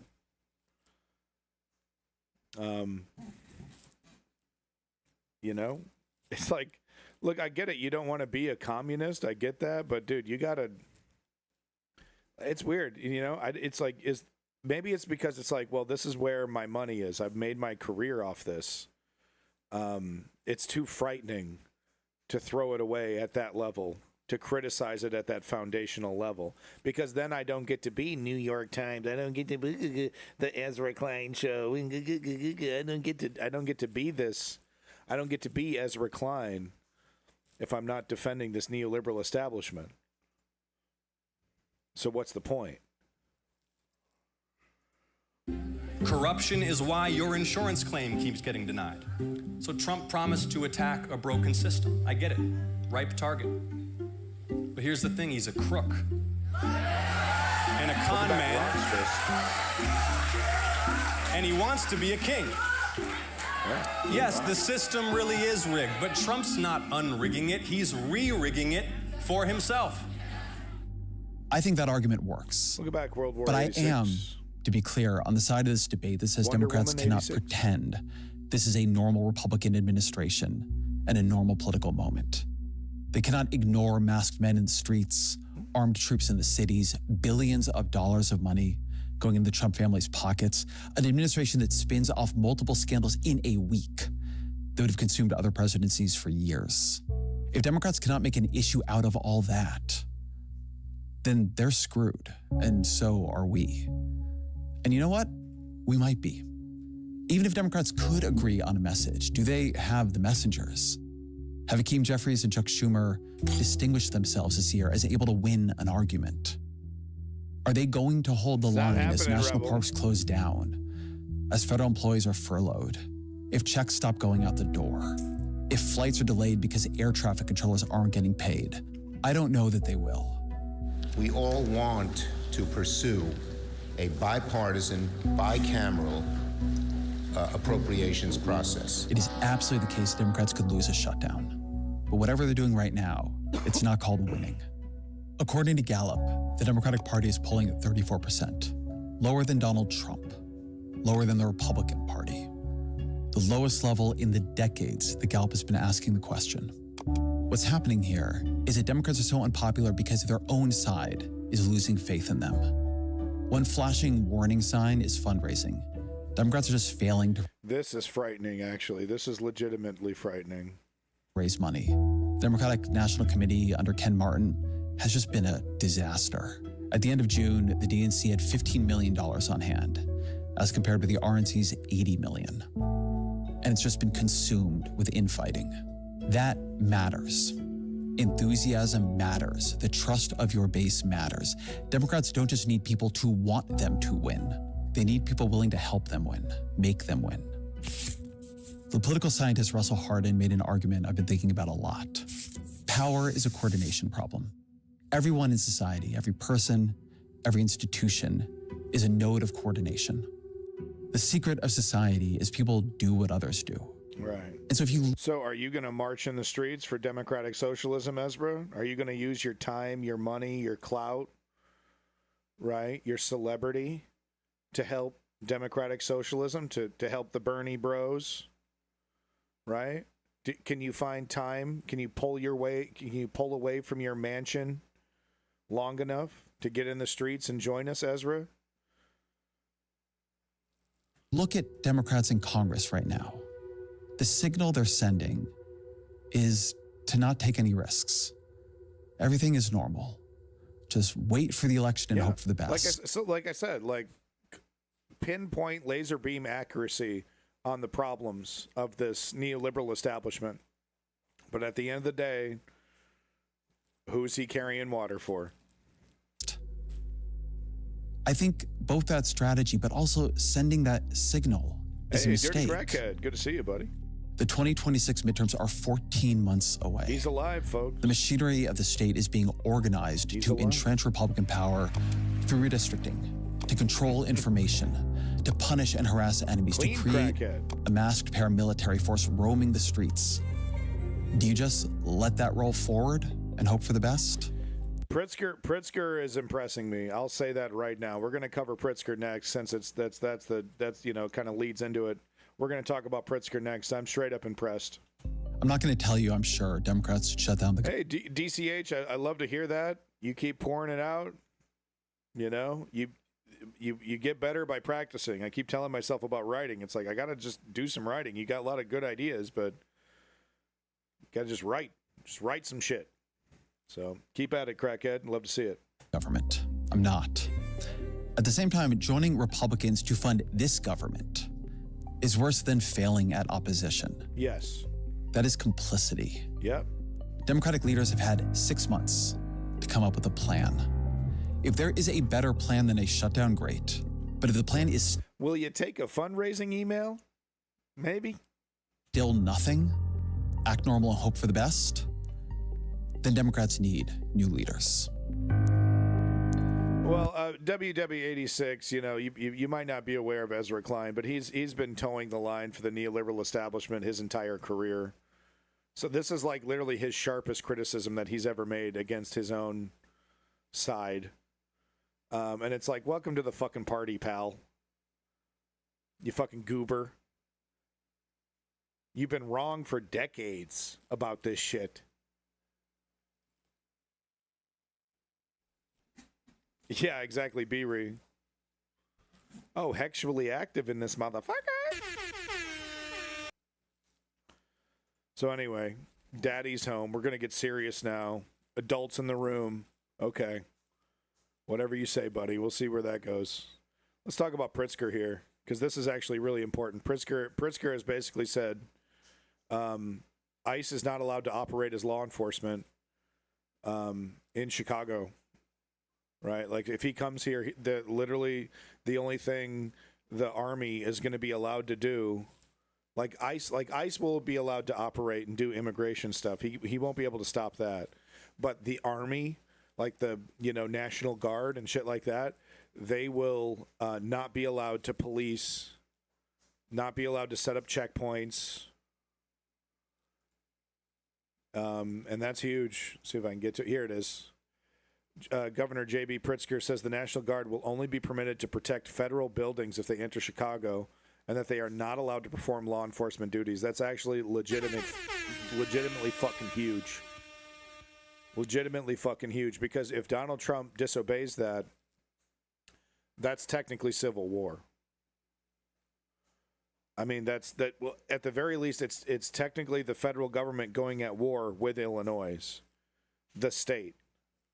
It turns it into a conflict of sovereignty. Okay? No longer a question of jurisdiction, but we're talking about foundational, constitutional separation of federal government and state government. Yeah, but there was like legal you know, and it was more complicated. No one stood out very firmly and said what Pritzker is saying here, which is like, you're not, you know, ICE needs to identify themselves. ICE is not allowed to wear a mask. So you're going to kidnap people. There's nothing we can do about that because that's not against the law, you know. It is against the law to use the military to police Illinois' citizens, and we are not going to, you know, allow that to happen. Oh, interesting. DCH, interesting. Right. How much money is AIPAC, you know, given to him, right? Like, but regardless, this is, you know, it needs to start somewhere.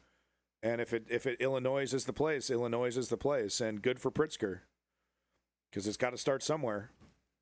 Trump is legitimately challenging states' sovereignty. Any National Guard from any state that is federalized now becomes like a military troop.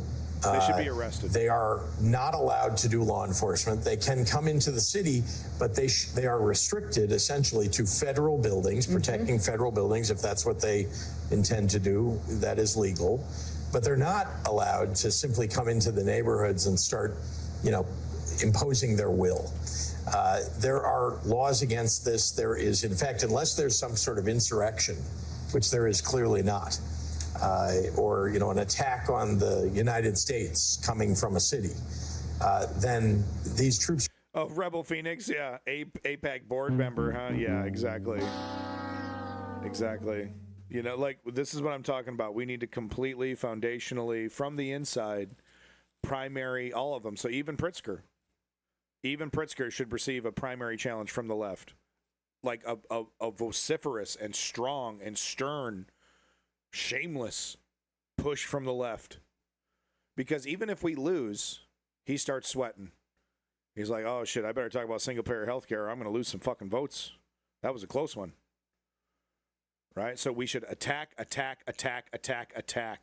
when it comes to electoral politics and the neoliberal establishment as democratic socialists, as leftists. Okay? We should attack primary, attack. We also have to play the game, though. So as much like that feels good, right? That feels real good to say that. Feels real good to do it. But we also have to. There's a poison pill at the end of this rainbow, because we don't get it. We don't get it both ways. When the Pritzkers win those primaries, because that does happen, when the Pritzkers of the world win and defeat us, guess who we have to vote for? Guess who we have to vote for? We have no choice. We have to play the game. So we attack when it's appropriate. We leverage our political power when it's appropriate.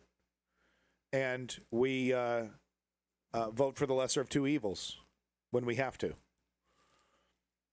This is how we win. Are not allowed to do anything other. Yeah, okay. So just a short clip there. Rand Paul responding to J.D. Vance's "I don't give a shit." I don't think I've been able to show it to you. It's in my USA section. Look at this fucking meaty bitch. Maybe I'll get to it. But J.D. Vance basically said, he said, killing cartel members who poison our fellow citizens is the highest and best use of our military. Literally, brazenly advocating for unconstitutional strikes on a sovereign country, no declaration of war, just kill people, right? And let's be real, this is the precedent set by George Bush and Barack Obama. So someone pointed that out to J.D. Vance, and he literally goes, "I don't give a shit." That's literally how J.D. Vance responded. If you want to get any kind of clue how this man's going to govern when Trump kicks the bucket. So this is Rand Paul, who's an amazing piece of shit, saying this. JD, quote unquote, "I don't give a shit," Vance, says killing people he accuses of a crime is the highest and best use of the military. Did he ever read To Kill a Mockingbird? I still need to read that. Did he ever wonder what might happen if the accused were immediately executed without trial or representation? We've seen this throughout history. The founding fathers left for the New World because of shit like this. We literally created America and invaded this native land because of shit like this. What a despicable and thoughtless sentiment it is to glorify killing someone without a trial. I probably had to read it in school, and I just didn't do it. I was a terrible student. Basically, the issues Trump administration is tackling are such that there's a point to them, but the way that they're doing it, everything is just insane. Well, the point is dictatorship. The point is a solidification of an authoritarian, fascistic dictatorship.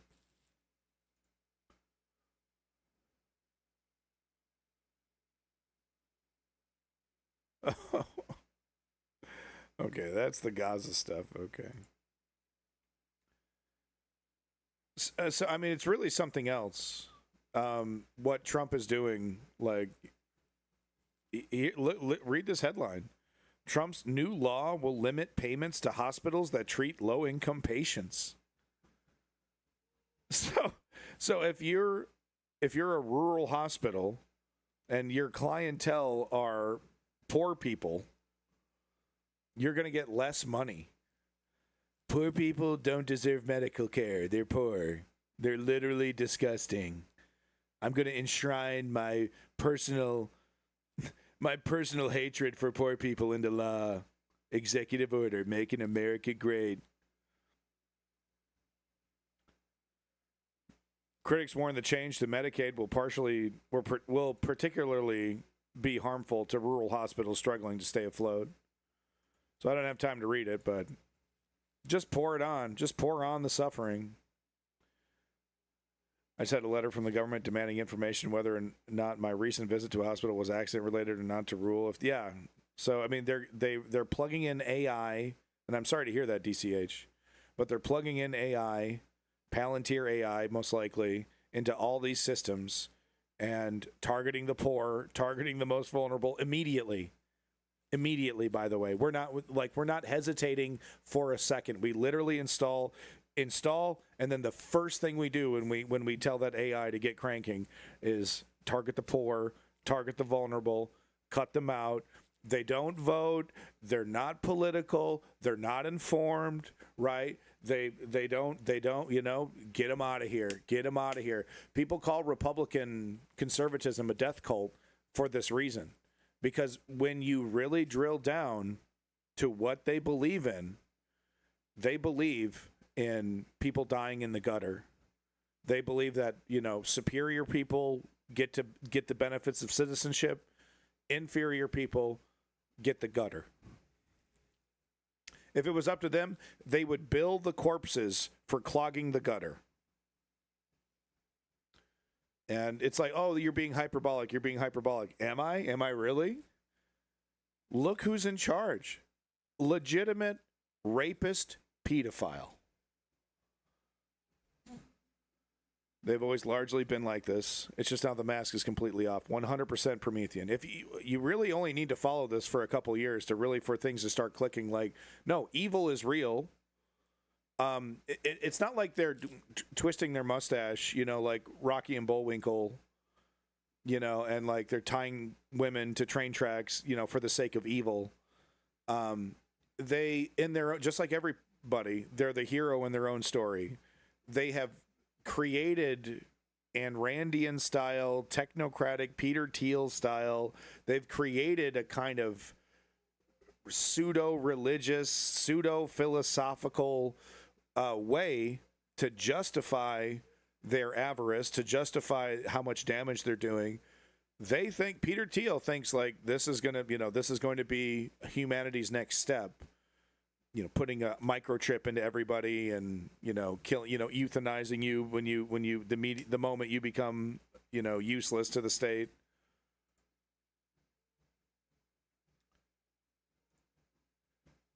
Bummer. I was hoping to show some of the Chicago protest footage. Let me see here.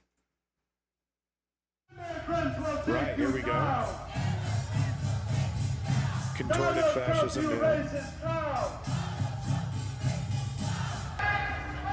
Good idea, DCH. Good idea. That might be just what you need, actually. That might be just what you need, DCH. That might be the best decision you've made, man. I'm actually quite jealous if you do that. I'd love to be going to Europe and working in Europe and doing all kinds of crazy stuff. Well, the Nazi Party 2.0 is literally pussy hairs away from winning in the next German election. The coalition has totally collapsed. The governing, the neoliberals that are barely holding on to power in Germany don't have a solution for immigration. They don't have a solution for anything. It's very likely that the AfD party in Germany is going to be in control very soon. So there we go. People protesting, getting out in the streets. Folks, this is steps 1, 2, 3. Okay? It's a lifestyle. You do have to, put work into it. But at the end of the day, it's not that big a deal. You get some exercise, you meet some great people, right? Maybe you get some Subway before you go home. Literally everywhere is going to shit. It is honestly, Beery, the failure of neoliberalism.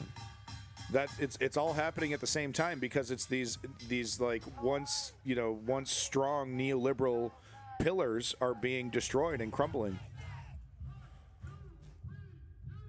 And what's filling the void? Fascism. Yeah, that's why we're here, defending liberty, 100%.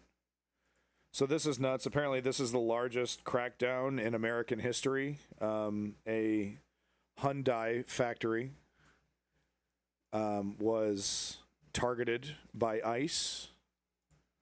Can I just get the video? Can you just not? Can we do the video without? Okay. Tonight, growing fallout over the massive immigration raid at a Hyundai facility near Savannah, Georgia. South Korea's foreign minister responding to the raid, saying he was deeply concerned by the operation. South Korea ordering all-out efforts to respond to the arrest. B-Ree, I don't know if tyrants and fascists really think like that. I mean, clearly they fantasize about stuff, but I don't know if the MAGA movement is really thinking about.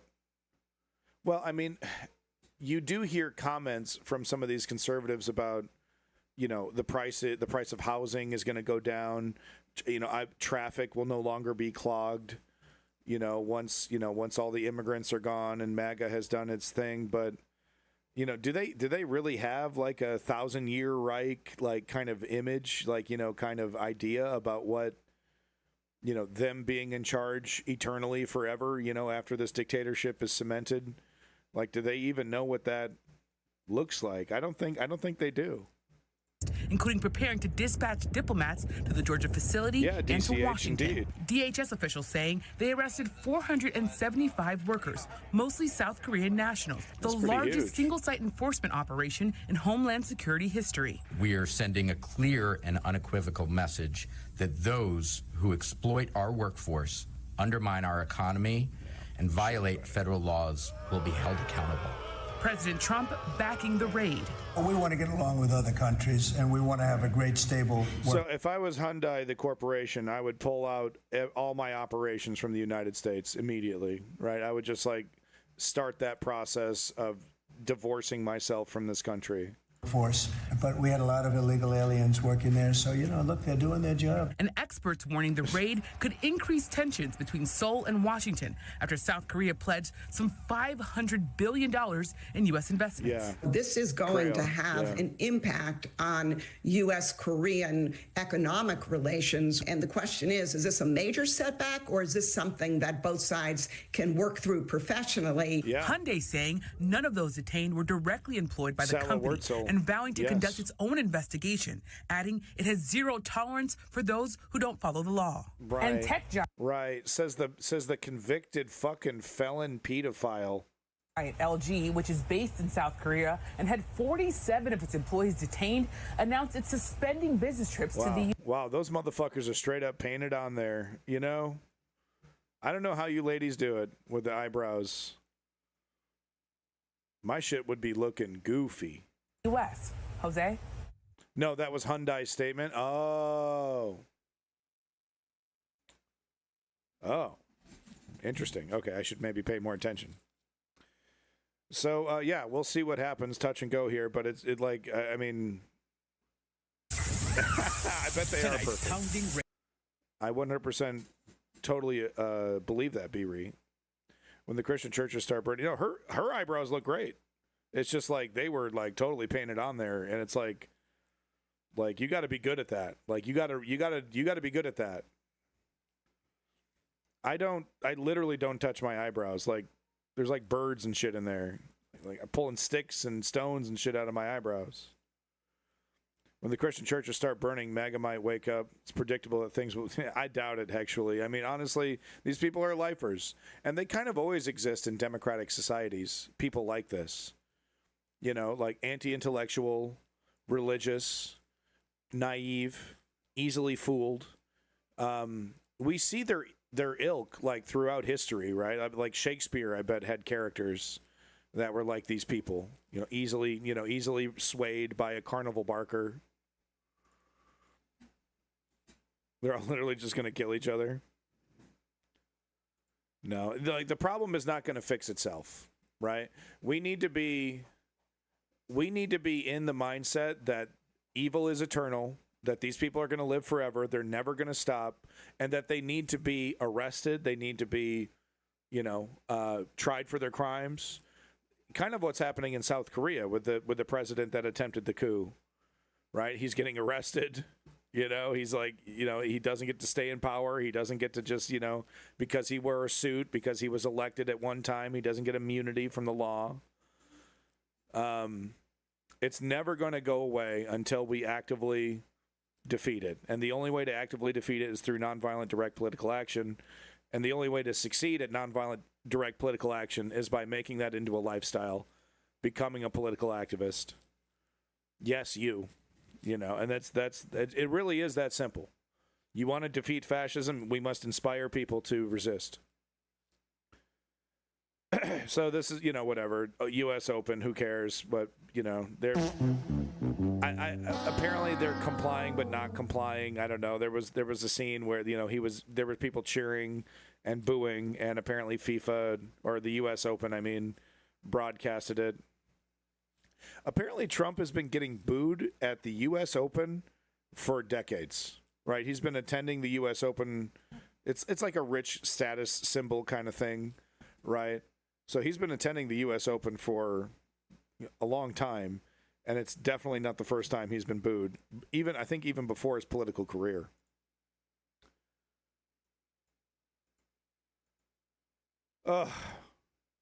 Do we want, one, if I get 3 ones, we'll do this. Do we want to hear Joe Rogan ranting about vaccines? He's quadrupling down on his vaccine stupidity, scolding one of his bootlickers, one of his hangers on.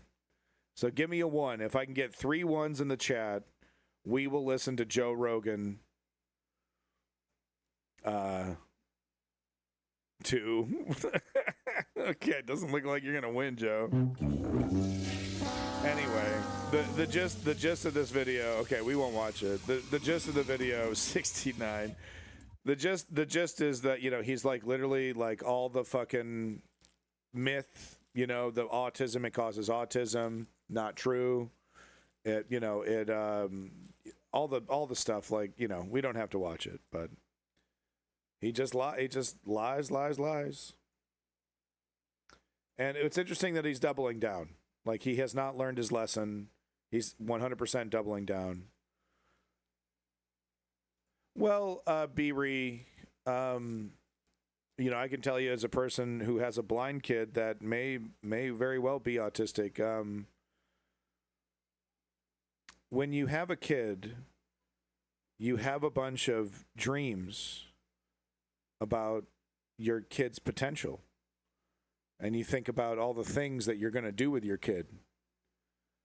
When you get the news that your kid is disabled, one of the hardest things to come to terms with is that you're never going to be able to do those things. So I think that's why people are afraid of having disabled children. Because part of the dream dies, in a way. Moving on to the next story here. Yeah, so this is kind of interesting rhetoric from Donald Trump here, talking about phase 2, talking about tariffs and sanctions against Russia, Ukraine. Probably should have had this in that section. Sorry about that. But he's ready for phase 2, whatever that is. So they've been talking about this like, well, if Putin wants to play ball, we'll go in this direction. But if he doesn't play ball, then we'll do this.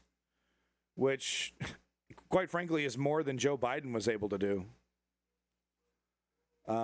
So tentatively, broken clock, maybe I agree with this.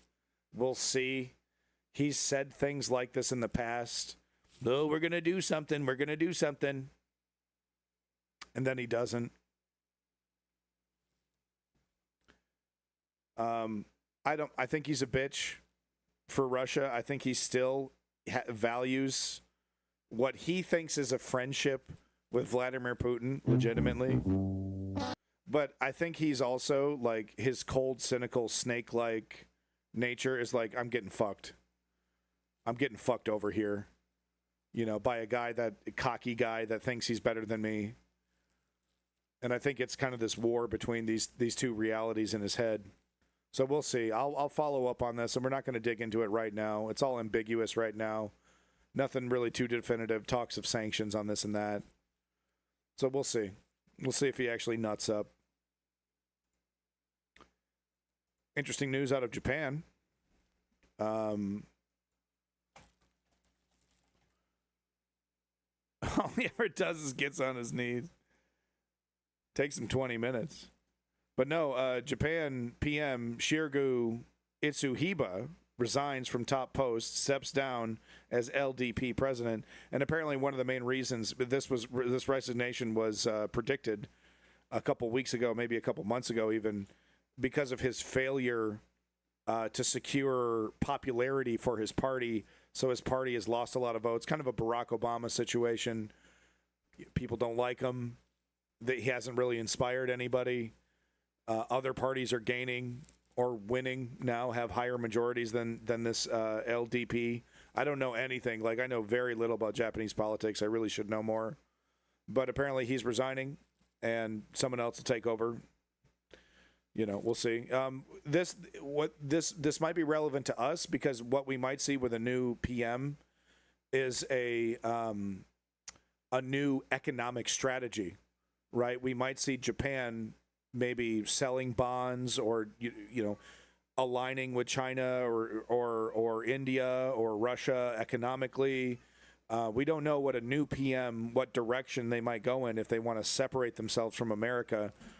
Because I'm not quite sure why this LDP president is so unpopular, but I'm wondering if it has something to do with Japan's, they've kind of stick with it, you know, kind of attitude when it comes to the United States, which is normally a smart strategy.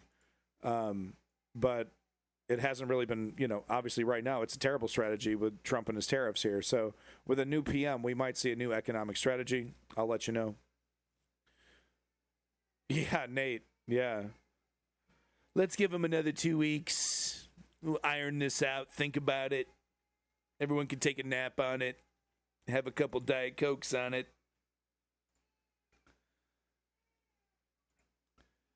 On to the next headline here. Treasury Secretary says U.S. and European Union must partner to, quote-unquote, collapse Russian economy. Once again, this should have been in the Ukraine section. So once again, nice words. Okay. Kind of backing this up. All right, we got the money guy saying, yeah, we're going to do it. Phase 2 is here, baby. Once again, we'll see. Governor slams Trump over Department of War post amid Chicago federal crackdown protests. So I don't know, hopefully the tweet is in here. Yeah, this is really something else. So Donald Trump, on his own social media, posted this. Quote unquote, I love the smell of deportations in the morning. Chicago about to find out why it's called the Department of War. And then we see, of course, this photo here, AI photo of Donald Trump as the actor, you know, kneeling down. It's amazing to me. Stanley Kubrick was trying to show us the normalization of horrific war tactics. We're talking about napalm. Napalm. Kubrick was trying to show us the banality of evil with this guy, with what he was saying. He was trying to say, look, this guy is so used to dropping napalm on villages and human beings. He's not only is he used to it, he loves it. He's nostalgic for the smell of thousands of gallons of napalm, which is a jelly-like substance that burns anything it touches. It burns cement.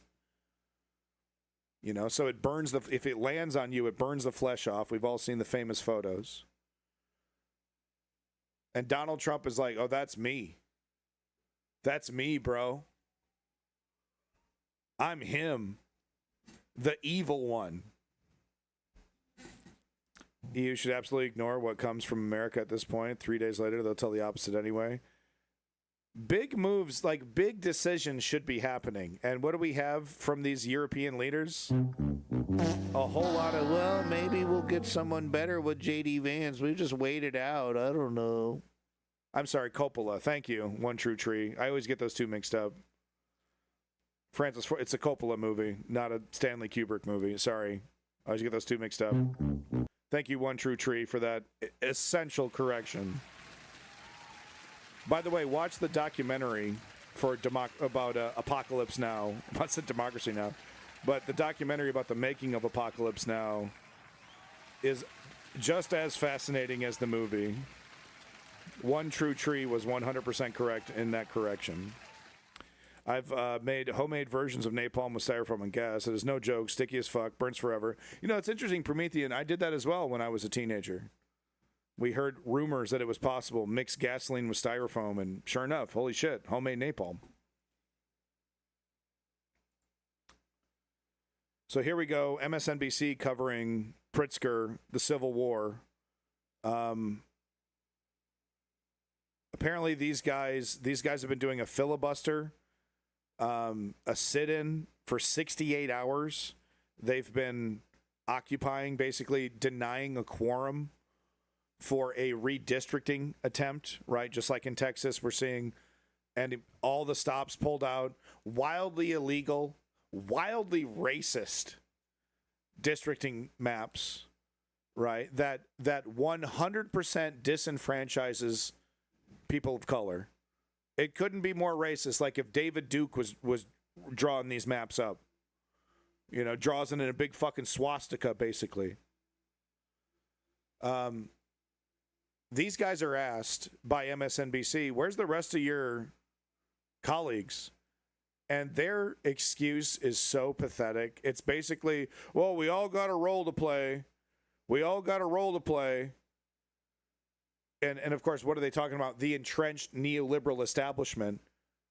You know, and they have some soft criticism, and they basically say, well, young people have a different idea of what direction we should go in.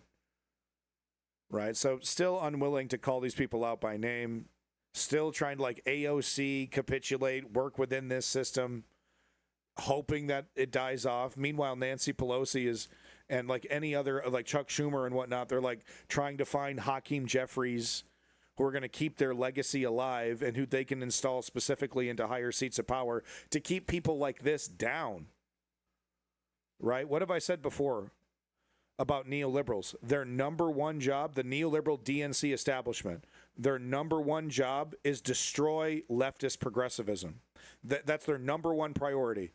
Who's challenging us on the left? Depress, destroy, discredit, right? Always cool it with the anti-Semitic remarks. Always with the anti-Semitism, right? Oh, too scary. That's their number one priority. If they have enough time and resources to then campaign against the Republicans, maybe they find some time for it. Number one priority is destroying progressivism. Anyway, let's watch a little bit of this. This woman, by the way, seems very pro-establishment. I'm not a fan. I've never seen her before. I've only seen the first couple clips. I think she's new. Unimpressive. Americans are showing up in force to protest Donald Trump's aggressive agenda. Yeah, exactly. Rock's Fist. He's never heard of him. Washington, D.C., thousands marched. You know what I love about the chat? It's the #1 chat on Twitch. That's what I love about this chat.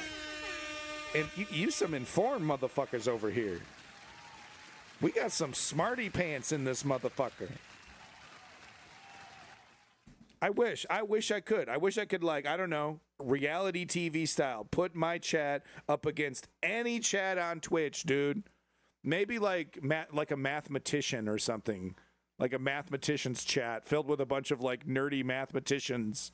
Maybe like a historian filled with a bunch of like book reading historian guys in the chat. Maybe they get one over you. But Hassan's chat, they got nothing. Vosh's chat, they got nothing on you guys. Amateurs. Okay? I just want you to know that, okay? You guys are sharp. Let's get back to it. Like and subscribe. Yesterday against Trump's law enforcement takeover. And in Chicago, thousands more rallied against his threatened deployment of federal troops and expanded immigration crackdown. And in Missouri, frustration is now boiling over inside the state legislature, where President Trump is pressuring Republican lawmakers to push through new gerrymandered congressional maps. The proposed map would dismantle Missouri's 5th congressional district in Kansas City, currently represented by... No. You just give this a second here. This is what the district looks like, right? A contiguous region of people and voters, okay? This is what they want to fucking turn it into. Okay, it's kind of hard to see, right? But it carves it in two in a really quirky, weird fucking way. Why? Because there's probably a suburb of white people living here. Oh, white people live here. Oh, a bunch of black people over here. Black people. Oh, yep, over here. Black people. That's how it's like. I swear to God, like David Duke took a crayon to it. Well, just pull up a map where the black people live. Oh, yeah, just pull up a map. Okay, there we go. We're just going to go ahead and trace along that line. Yep. They'll do things they'll do outrageous things, right? Like a white guy, like a white house with a white family, like living in between like two black families, right? Two people of color on either side. They'll draw that shit. They'll carve him out. They'll carve that white guy out. Or they will take large contiguous regions of black voters and get white people in there. And like they'll draw some crazy, like in some cases it looks like an actual like droopy dick, right? Because it's like a boot, goes like way down and then back up. Got even a little nutsack. I saw one. It was the funniest fucking one. I wish I had it. Someone could pull it up. But it had like a nutsack and everything. But it looked ridiculous. It looked absolutely ridiculous. Look back, Harry. And it's like it's I can't stress this enough. It is blatantly racist. Like grab your hood. Grab your hood, dude. Like, it doesn't get more disgusting and anti-democratic, but just blatantly bigoted and racist than this. Also classist, okay? Because they're looking at poor people as well. They're looking at people that they can disenfranchise on that level. But it's race. It's like race is the #1 criteria. And then like if they can cherry on top it, that's great. Disenfranchise some poor people, that's great. But I swear to God, race is the #1 criteria in drawing up these districts. I can't think of any other like X factor here. It's racism. Democrat Emanuel Cleaver, but Democrats in the Missouri House are fighting back. On Thursday, 3 state representatives launched a sit-in on the House floor. They're protesting. No, would you believe that the Democratic Party is not made up of 3 individuals? Would you believe that? So 3 of them. 3 of them. Some of the youngest members, right? All the other careerists who have been there for decades, right? They got themselves a little constituency like Nancy Pelosi does, who just reflexively votes for them. They're comfortable, don't want to risk it, don't want to risk their careers. What are they there for? You know what I mean? What are they fucking there for? Not only the gerrymandering push, but also a separate Republican proposal that would make it nearly impossible for voters to pass citizen-led ballot initiatives. That sit-in has now hit a 68-hour mark and counting. Joining us now are two of those lawmakers leading the protest, Missouri State Representatives Ray Reid and Jeremy Dean. Please get these guys some espresso. Please also walk us through the Missouri Republican. These guys, there's no way they stayed up a straight 60 hours. Okay, we see this image right here. They're totally fucking busted. We see this image right here. The guy's in his shorts and his fucking PJs. Okay, they're taking naps on the fucking couch. Okay, look, have you ever stayed up 60 hours? I tried when I was young. I started hallucinating at hours, like when I got close to 72 hours. I started straight like you're on mushrooms, dude. I was young. I was in my 20s. I'm like, me and my buddy were like, we're doing it. How like we're gonna push ourselves. How long can we stay up? Yeah, you start hitting that 72-hour, 3-day mark, dude. You start tripping. Can you explain exactly how the state legislature has broken protocol here? Help our viewers understand the whole process. I slept for like 20 hours after that, Yeah, too. thanks so much for having us on this morning. Really glad to be here to be able to spread the word about what's happening here in Missouri. Republicans, as typical, especially here in the state of Missouri, have continued to choose to do all of this work behind closed doors, having sessions as short as 5 seconds or less here in the state capitol. Right now. So, I mean, that's really telling right there. That gives you an idea of how much respect for democracy I think he's talking about the Republicans there, but they have just literally, because these are supposed to be debates on the things that they're doing. 5 seconds. They literally just gavel it out immediately, and then it's all approved, bang, approved, bang, we're done. No debate. No, we're not doing that. We're not even pretending this is a democracy. According to the Constitution of Missouri, we have to have a quorum in order to conduct business, and we have not had that on a single day. We've tried to bring that to the attention of the person on the dais that continuously exists on the House floor. And so you're not looking like this. Is that kind of Representative Reid, what's become clear to all of us is that Donald Trump is leading this effort for Republicans across the country. We saw what happened in Texas. It also seems like Missouri Republicans are... I'm not the biggest fan of this guy, but I am the biggest fan of his hair. That shit rules, dude. Okay? When's the last time you seen a proper fro on TV? This shit's rocking. That's all I had to say. I haven't seen a proper fro on TV in a long ass time, and this guy is just like it never left, dude. Are taking their cues from Donald Trump as well. What are you guys doing to find out how this shook out and what kind of information has been shared between maybe the White House and Missouri Republicans, maybe even the governor? Yeah, it really sounds great to understand Missouri Democrats are fighting back, because that's exactly what we're doing.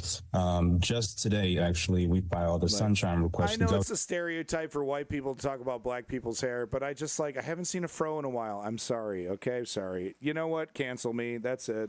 Fucking throw me into the Destiny Mines. Governor's office to demand that he release any and all correspondence between the governor, his staff, and the White House. He's got that special oil, And what are you expecting to Cancel find? me, What are the conversations you guys think happened there?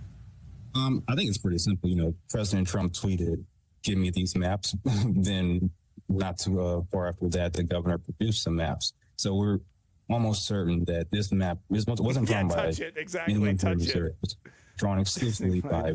Yeah, the fucking scum, the areas of scum and villainy where Destiny can continue to exist.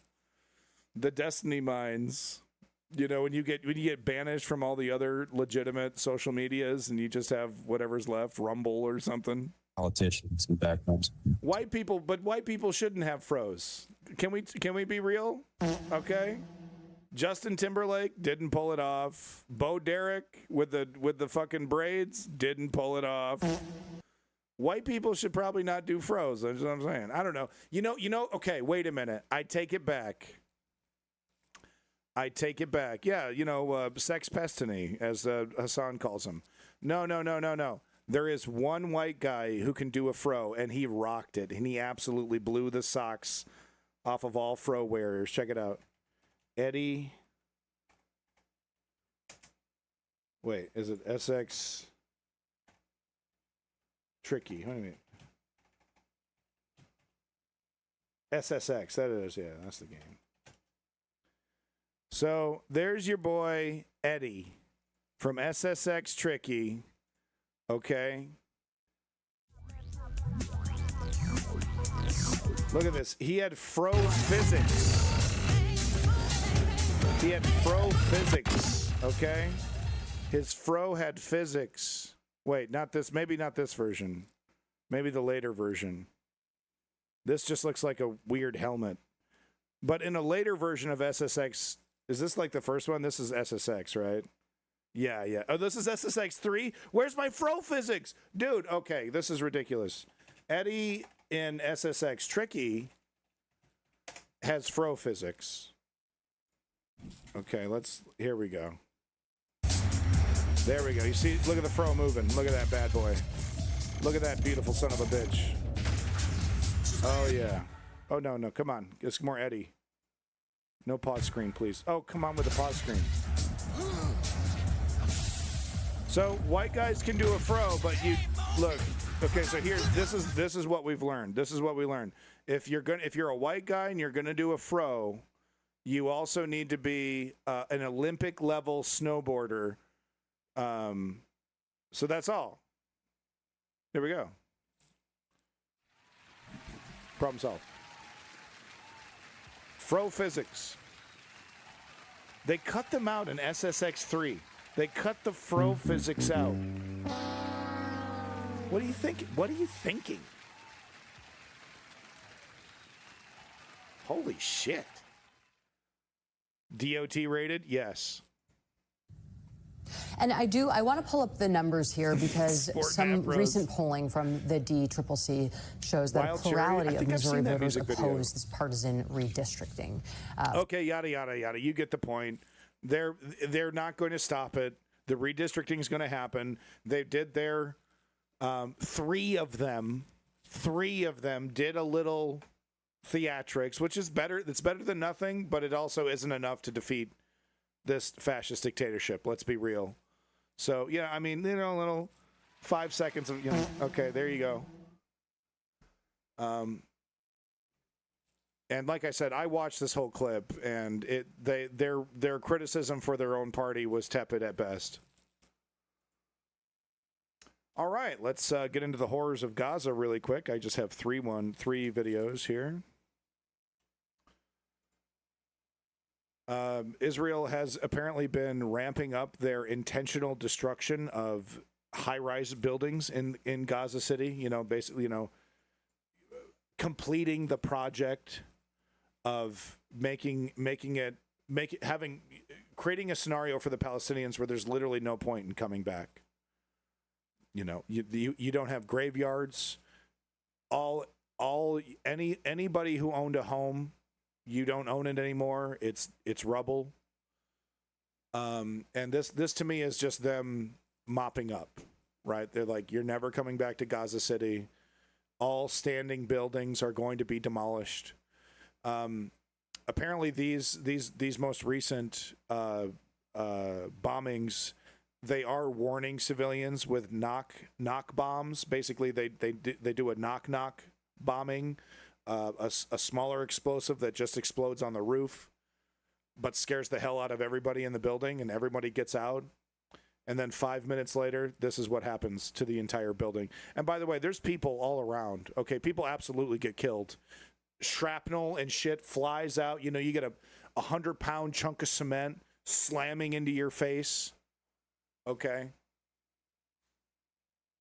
But yeah, isn't that nice of them, Harry?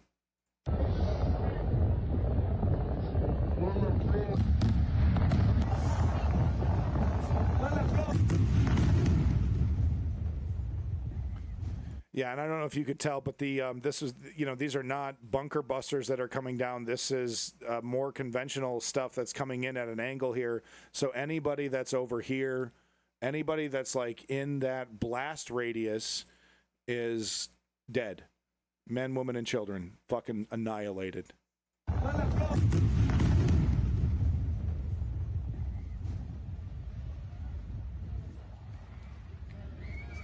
We are likely, maybe next year, maybe at the end of this year, we will be seeing more and more of this in the West Bank. That's just daily life, Bulletproof. That's literally just, Tuesday in Gaza right now. It's not just one building. They're apparently hitting up multiple high-rises. Seems to be systemic and intentional. There was no nearby houses. Those were tents. Those were plastic tents that you were looking at surrounded that building, actually. Over here, London continues its lunacy to support Israel's genocide. Listen to this. London Airport, a good example of attempted abuse by the toilet police, but bro doesn't let himself be intimidated. So London Airport security tries to remove Free Palestine top. Okay, we're not even a top that says Palestine action, but just Free Palestine, right? Because remember, it's supposed to be okay. We still care about free speech. We still care about Palestinian human rights, but just this one specific pro-Palestinian group are big bad terrorists, and they're the worst. And we gotta stomp on UK's version of free speech. We gotta stomp all over that. It's a big scary. They spray painted a plane red. Whoa! Here we go. This is Keir Starmer's country.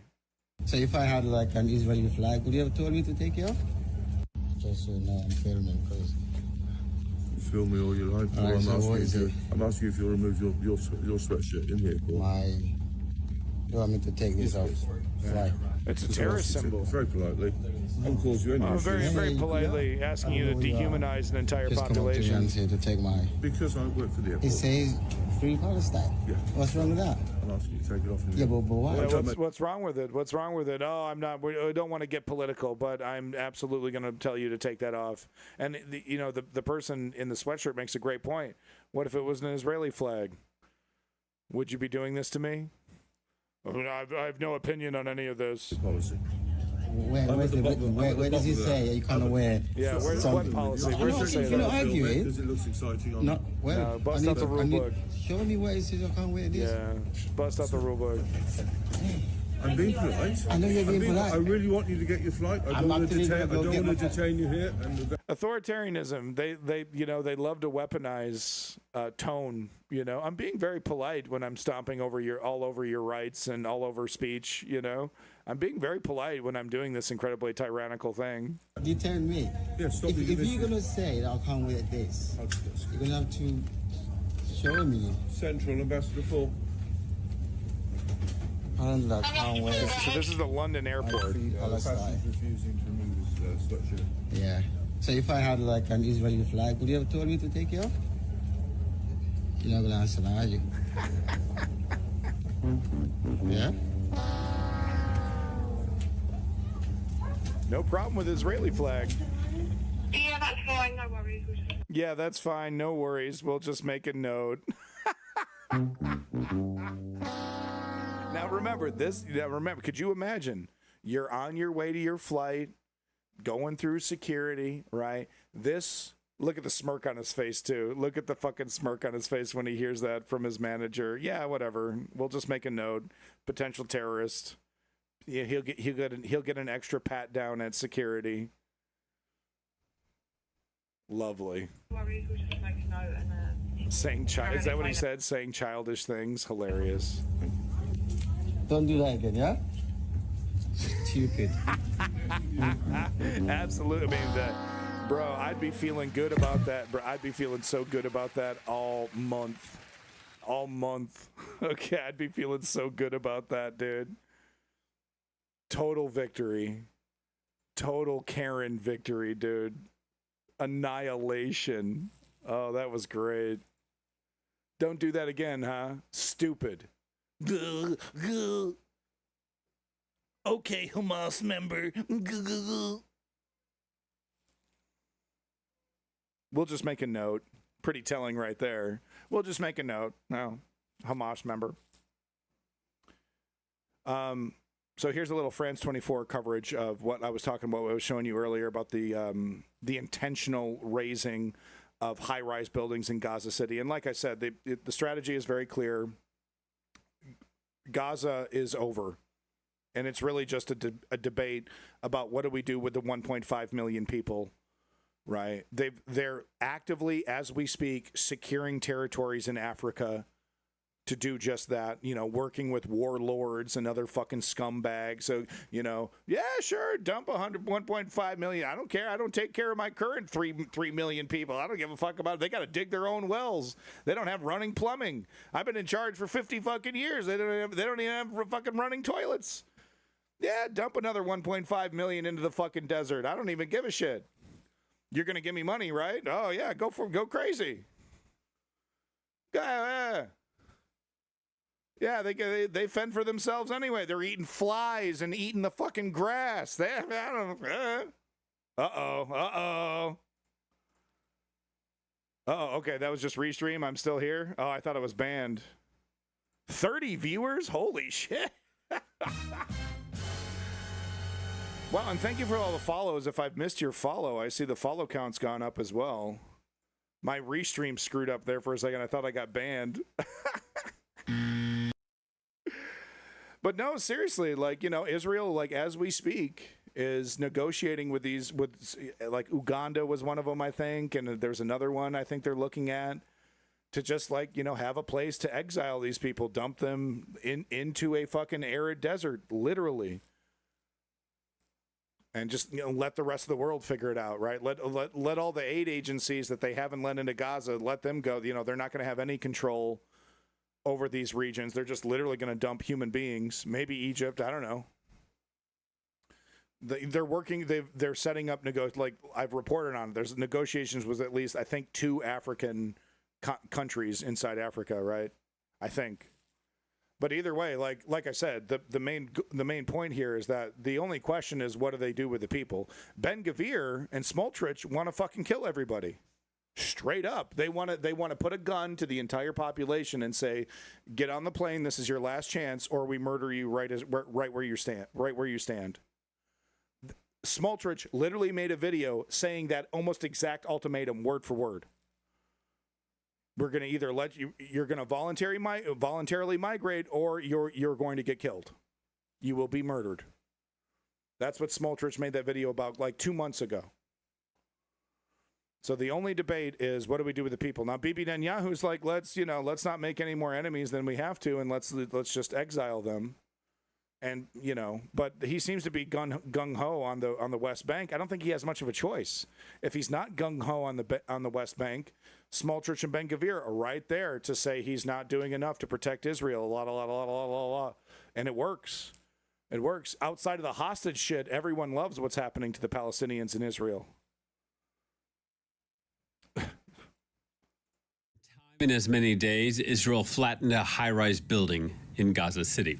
This was the Susi residential tower. Israel says Hamas was using the building, a claim denied by the militant group. It was not immediately clear whether... I love it. They literally just say it, provide no evidence. They don't even give us a doctored CG photo, a fucking video anymore. They literally just say, get in front, they walk in, but Hamas. Okay, thank you, bye. That's it. Yeah, hi, thanks for this press conference. Like to announce, but Hamas. Thank you very much. Thank you. See you at the next one. Bye. Yeah. That's it. There were any casualties, but ahead of Saturday's strike, Israel issued evacuation orders. Nonetheless, such an attack in Gaza is especially dangerous because it's one of the world's most crowded areas. Dozens of people were killed by other Israeli attacks across the enclave on Saturday. Joining us from Amman, Jordan, is Tamara Al-Rifai from UNRWA, the UN Agency for Palestinian Refugees. Hello to you, Tamara, and thank you for speaking to Paris Direct. Remember, the Israeli military has said it's going to be targeting high-rise structures like this. For viewers not familiar with how dense Gaza is, could you explain how dangerous strikes like these are for the ordinary Palestinian men, women, and children living in the area? No one gets hurt. Gaza is one of the most densely populated areas in the world generally, and the scale of the destruction of Gaza over the last now almost 23 months, almost 2 years, has been very, very, very wide. Over the last almost 2 years, the Israeli army has been issuing evacuation notices to tell Gazans to move because the military operation. And by the way, actively murdering several dozen people, I would say every single day. They, basically randomly at certain times of the day, they tell their snipers, kill anybody walking around, kill them. They're not supposed to be here. Right? We've given them the warnings. We've dropped the notices. The food is in the south. Anybody you see is a combatant, man, woman, or child. And then they, with a big smile on their face, they make a game of it. The IDF snipers, they say, what is it, Tuesday? Okay, we only shoot, left arms on Tuesday. Oh, is it Friday? Oh, Friday's nutsack day, bro. Whoa, it's like we win the lottery. Serious. I'm not even I'm like, no exaggeration whatsoever. These are stories that I've reported on. Are moving, but in reality, in a place as densely populated as Gaza is, civilians, people are inevitably in the middle of military operations to the point where there is nowhere safe in Gaza, and there has not been anywhere safe in Gaza for almost 2 years now. That's right. That's intentional. Almost the entirety of the population, more than 90%, has been forcibly displaced from their homes. Most have lost their homes, and with every displacement, because displacement has been repetitive, Gazans lose family members, loved ones, and possessions. That in the middle of course, an acute humanitarian crisis and famine declared in the north of the Gaza Strip. Yeah, and these evacuation warnings that we saw Israel issue told residents to go to, quote, a humanitarian zone. Where is that zone? What provisions are there? And how safe would such a zone be? People have been asked to move to the south, the southern part of the Gaza Strip. But as a reminder, the entirety of the Gaza Strip has undergone military operations to the point that 86% of the Gaza Strip is considered to be a military zone. This means that the Israeli army, the Israeli authorities are asking nearly or over 2 million people to be crammed in less than 15% of a territory that was already extremely packed before. But in the south, there is very little in terms of urgent humanitarian supplies, starting with tents. Tents are extremely rare in Gaza, and where they are overcrowded and unsafe. I mean, how much can a tent protect from bombardment? There's also very little access to clean drinking water, which is why we have seen all these barefoot children,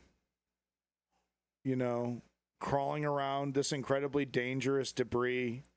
And thankfully they're not trying to pull any bodies out. They're just trying to get any kind of valuables or anything that's salvageable. But Israel, the best we can do right now is hope that we never forget that Israel, because if Israel continues down this path, they'll eventually start actively seeking out stores of information about what they did, about their crimes, and attempt to destroy it, to hide it from history, to hide it from humanity.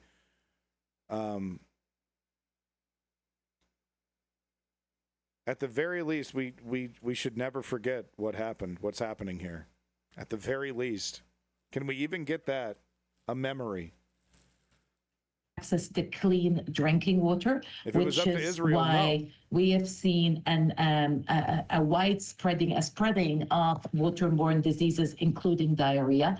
There's very little access to food, especially with the very high restrictions on the United Nations and other humanitarian agencies, food trucks and aid trucks. So it's extremely dire all over the Gaza Strip. You laid out very well there, very accurately. And after a 7-day trip to the region last week, 2 U.S. senators accused Israel of ethnic cleansing in Gaza and the occupied West Bank. Is that what it looks like to you? No. Cool it with the anti-Semitic remarks. What it looks like to me and to UNRWA, the largest humanitarian agency in Gaza, is that a ceasefire has to kick in.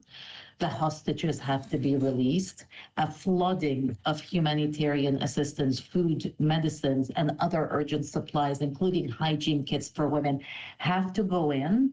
And this conflict now is nearing 2 years, has caused immense damage to Gaza, to Gazans, to school children. They're not going back to school. Most of the schools have been damaged. And so a ceasefire is what's most needed now.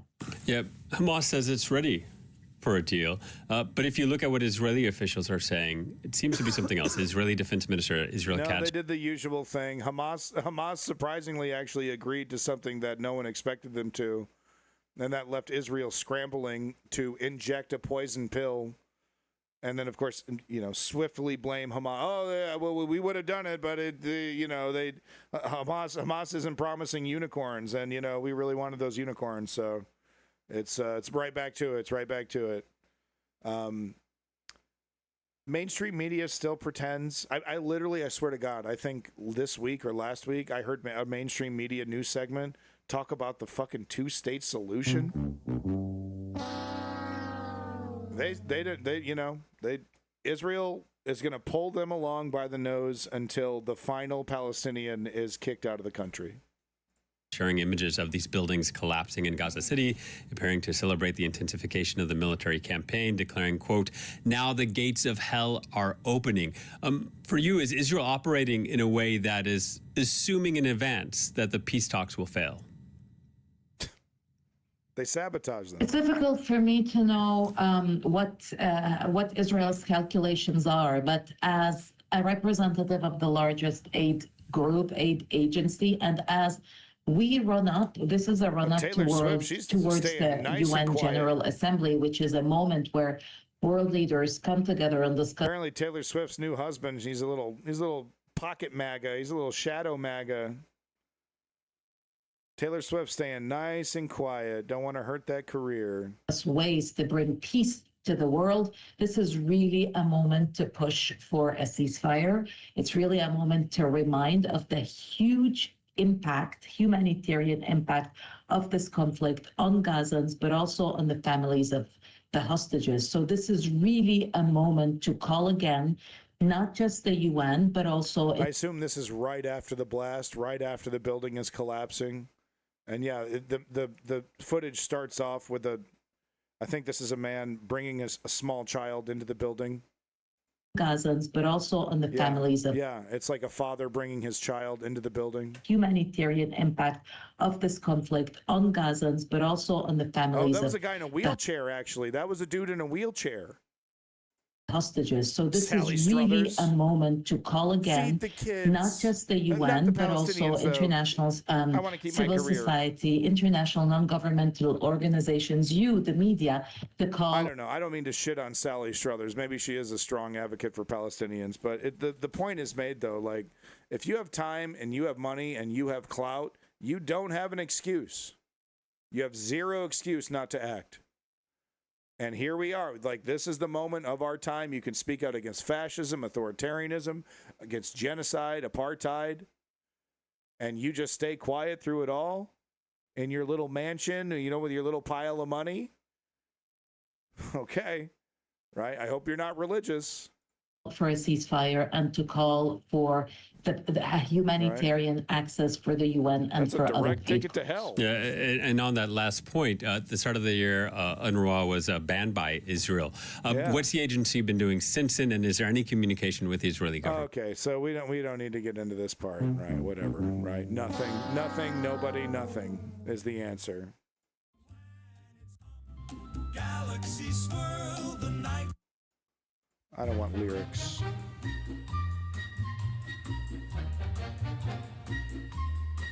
That's the end of the stream. That's it. 30 viewers, though. What? 30 viewers. No, big props to 30 viewers. Thank you so much. I mean, I could have never imagined ever consistently holding anything above 1. Just want to give big props to every viewer out there. Thank you so much for tuning in. Thank you for giving me that view, all you lurkers, but especially the G's in the chat. Big props. Thank you.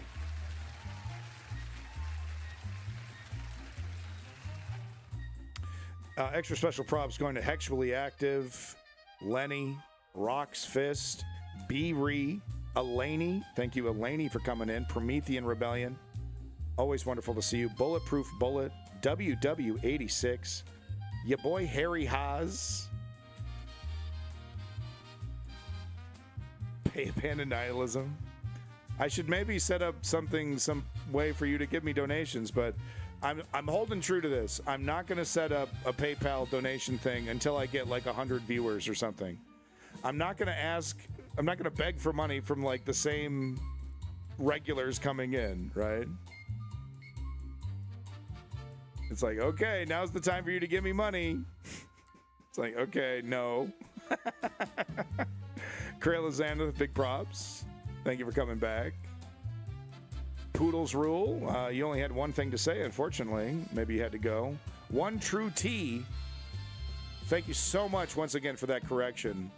Francis Ford Coppola directed Apocalypse Now, not Stanley Kubrick. Sala Wurtzel, very cool to see you. I think you're a new viewer. Lovely comments. Nate Slayers, OG Nate Slayers. It was absolutely lovely to see Dirty Crackhead once again. Glad to see he's alive. I checked in on him. I saw him playing video games on Steam. We're friends on Steam.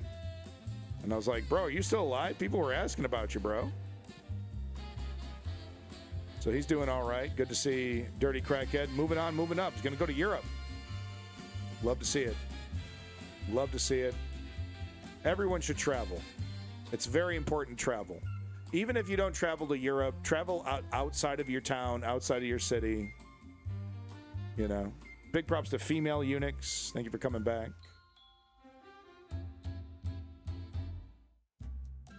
But it is very important to travel. It really is.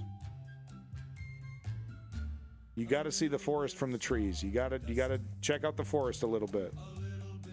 Rebel Phoenix, good to see you.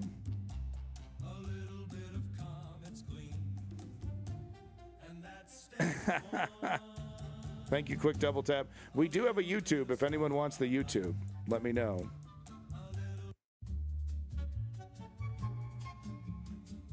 Do what we call a one tank trip. Yeah, just go as far as a tank will take you for like a 3-day weekend.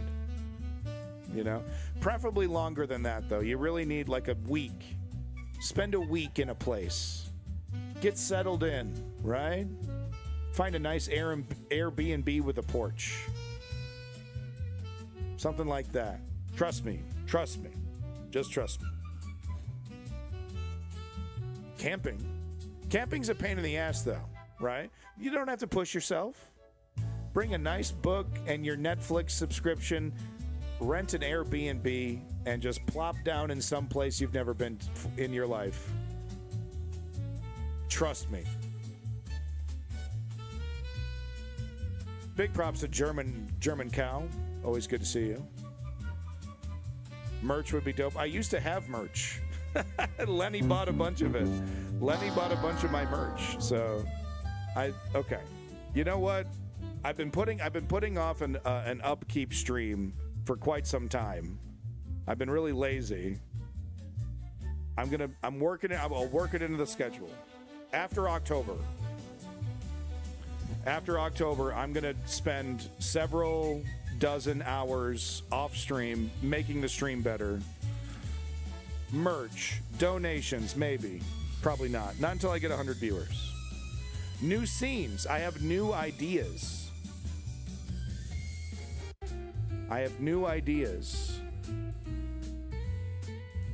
For like fun stuff. So I work on it after October, after the October party, after I'm done with the music, with that party, then I'll focus back on the stream.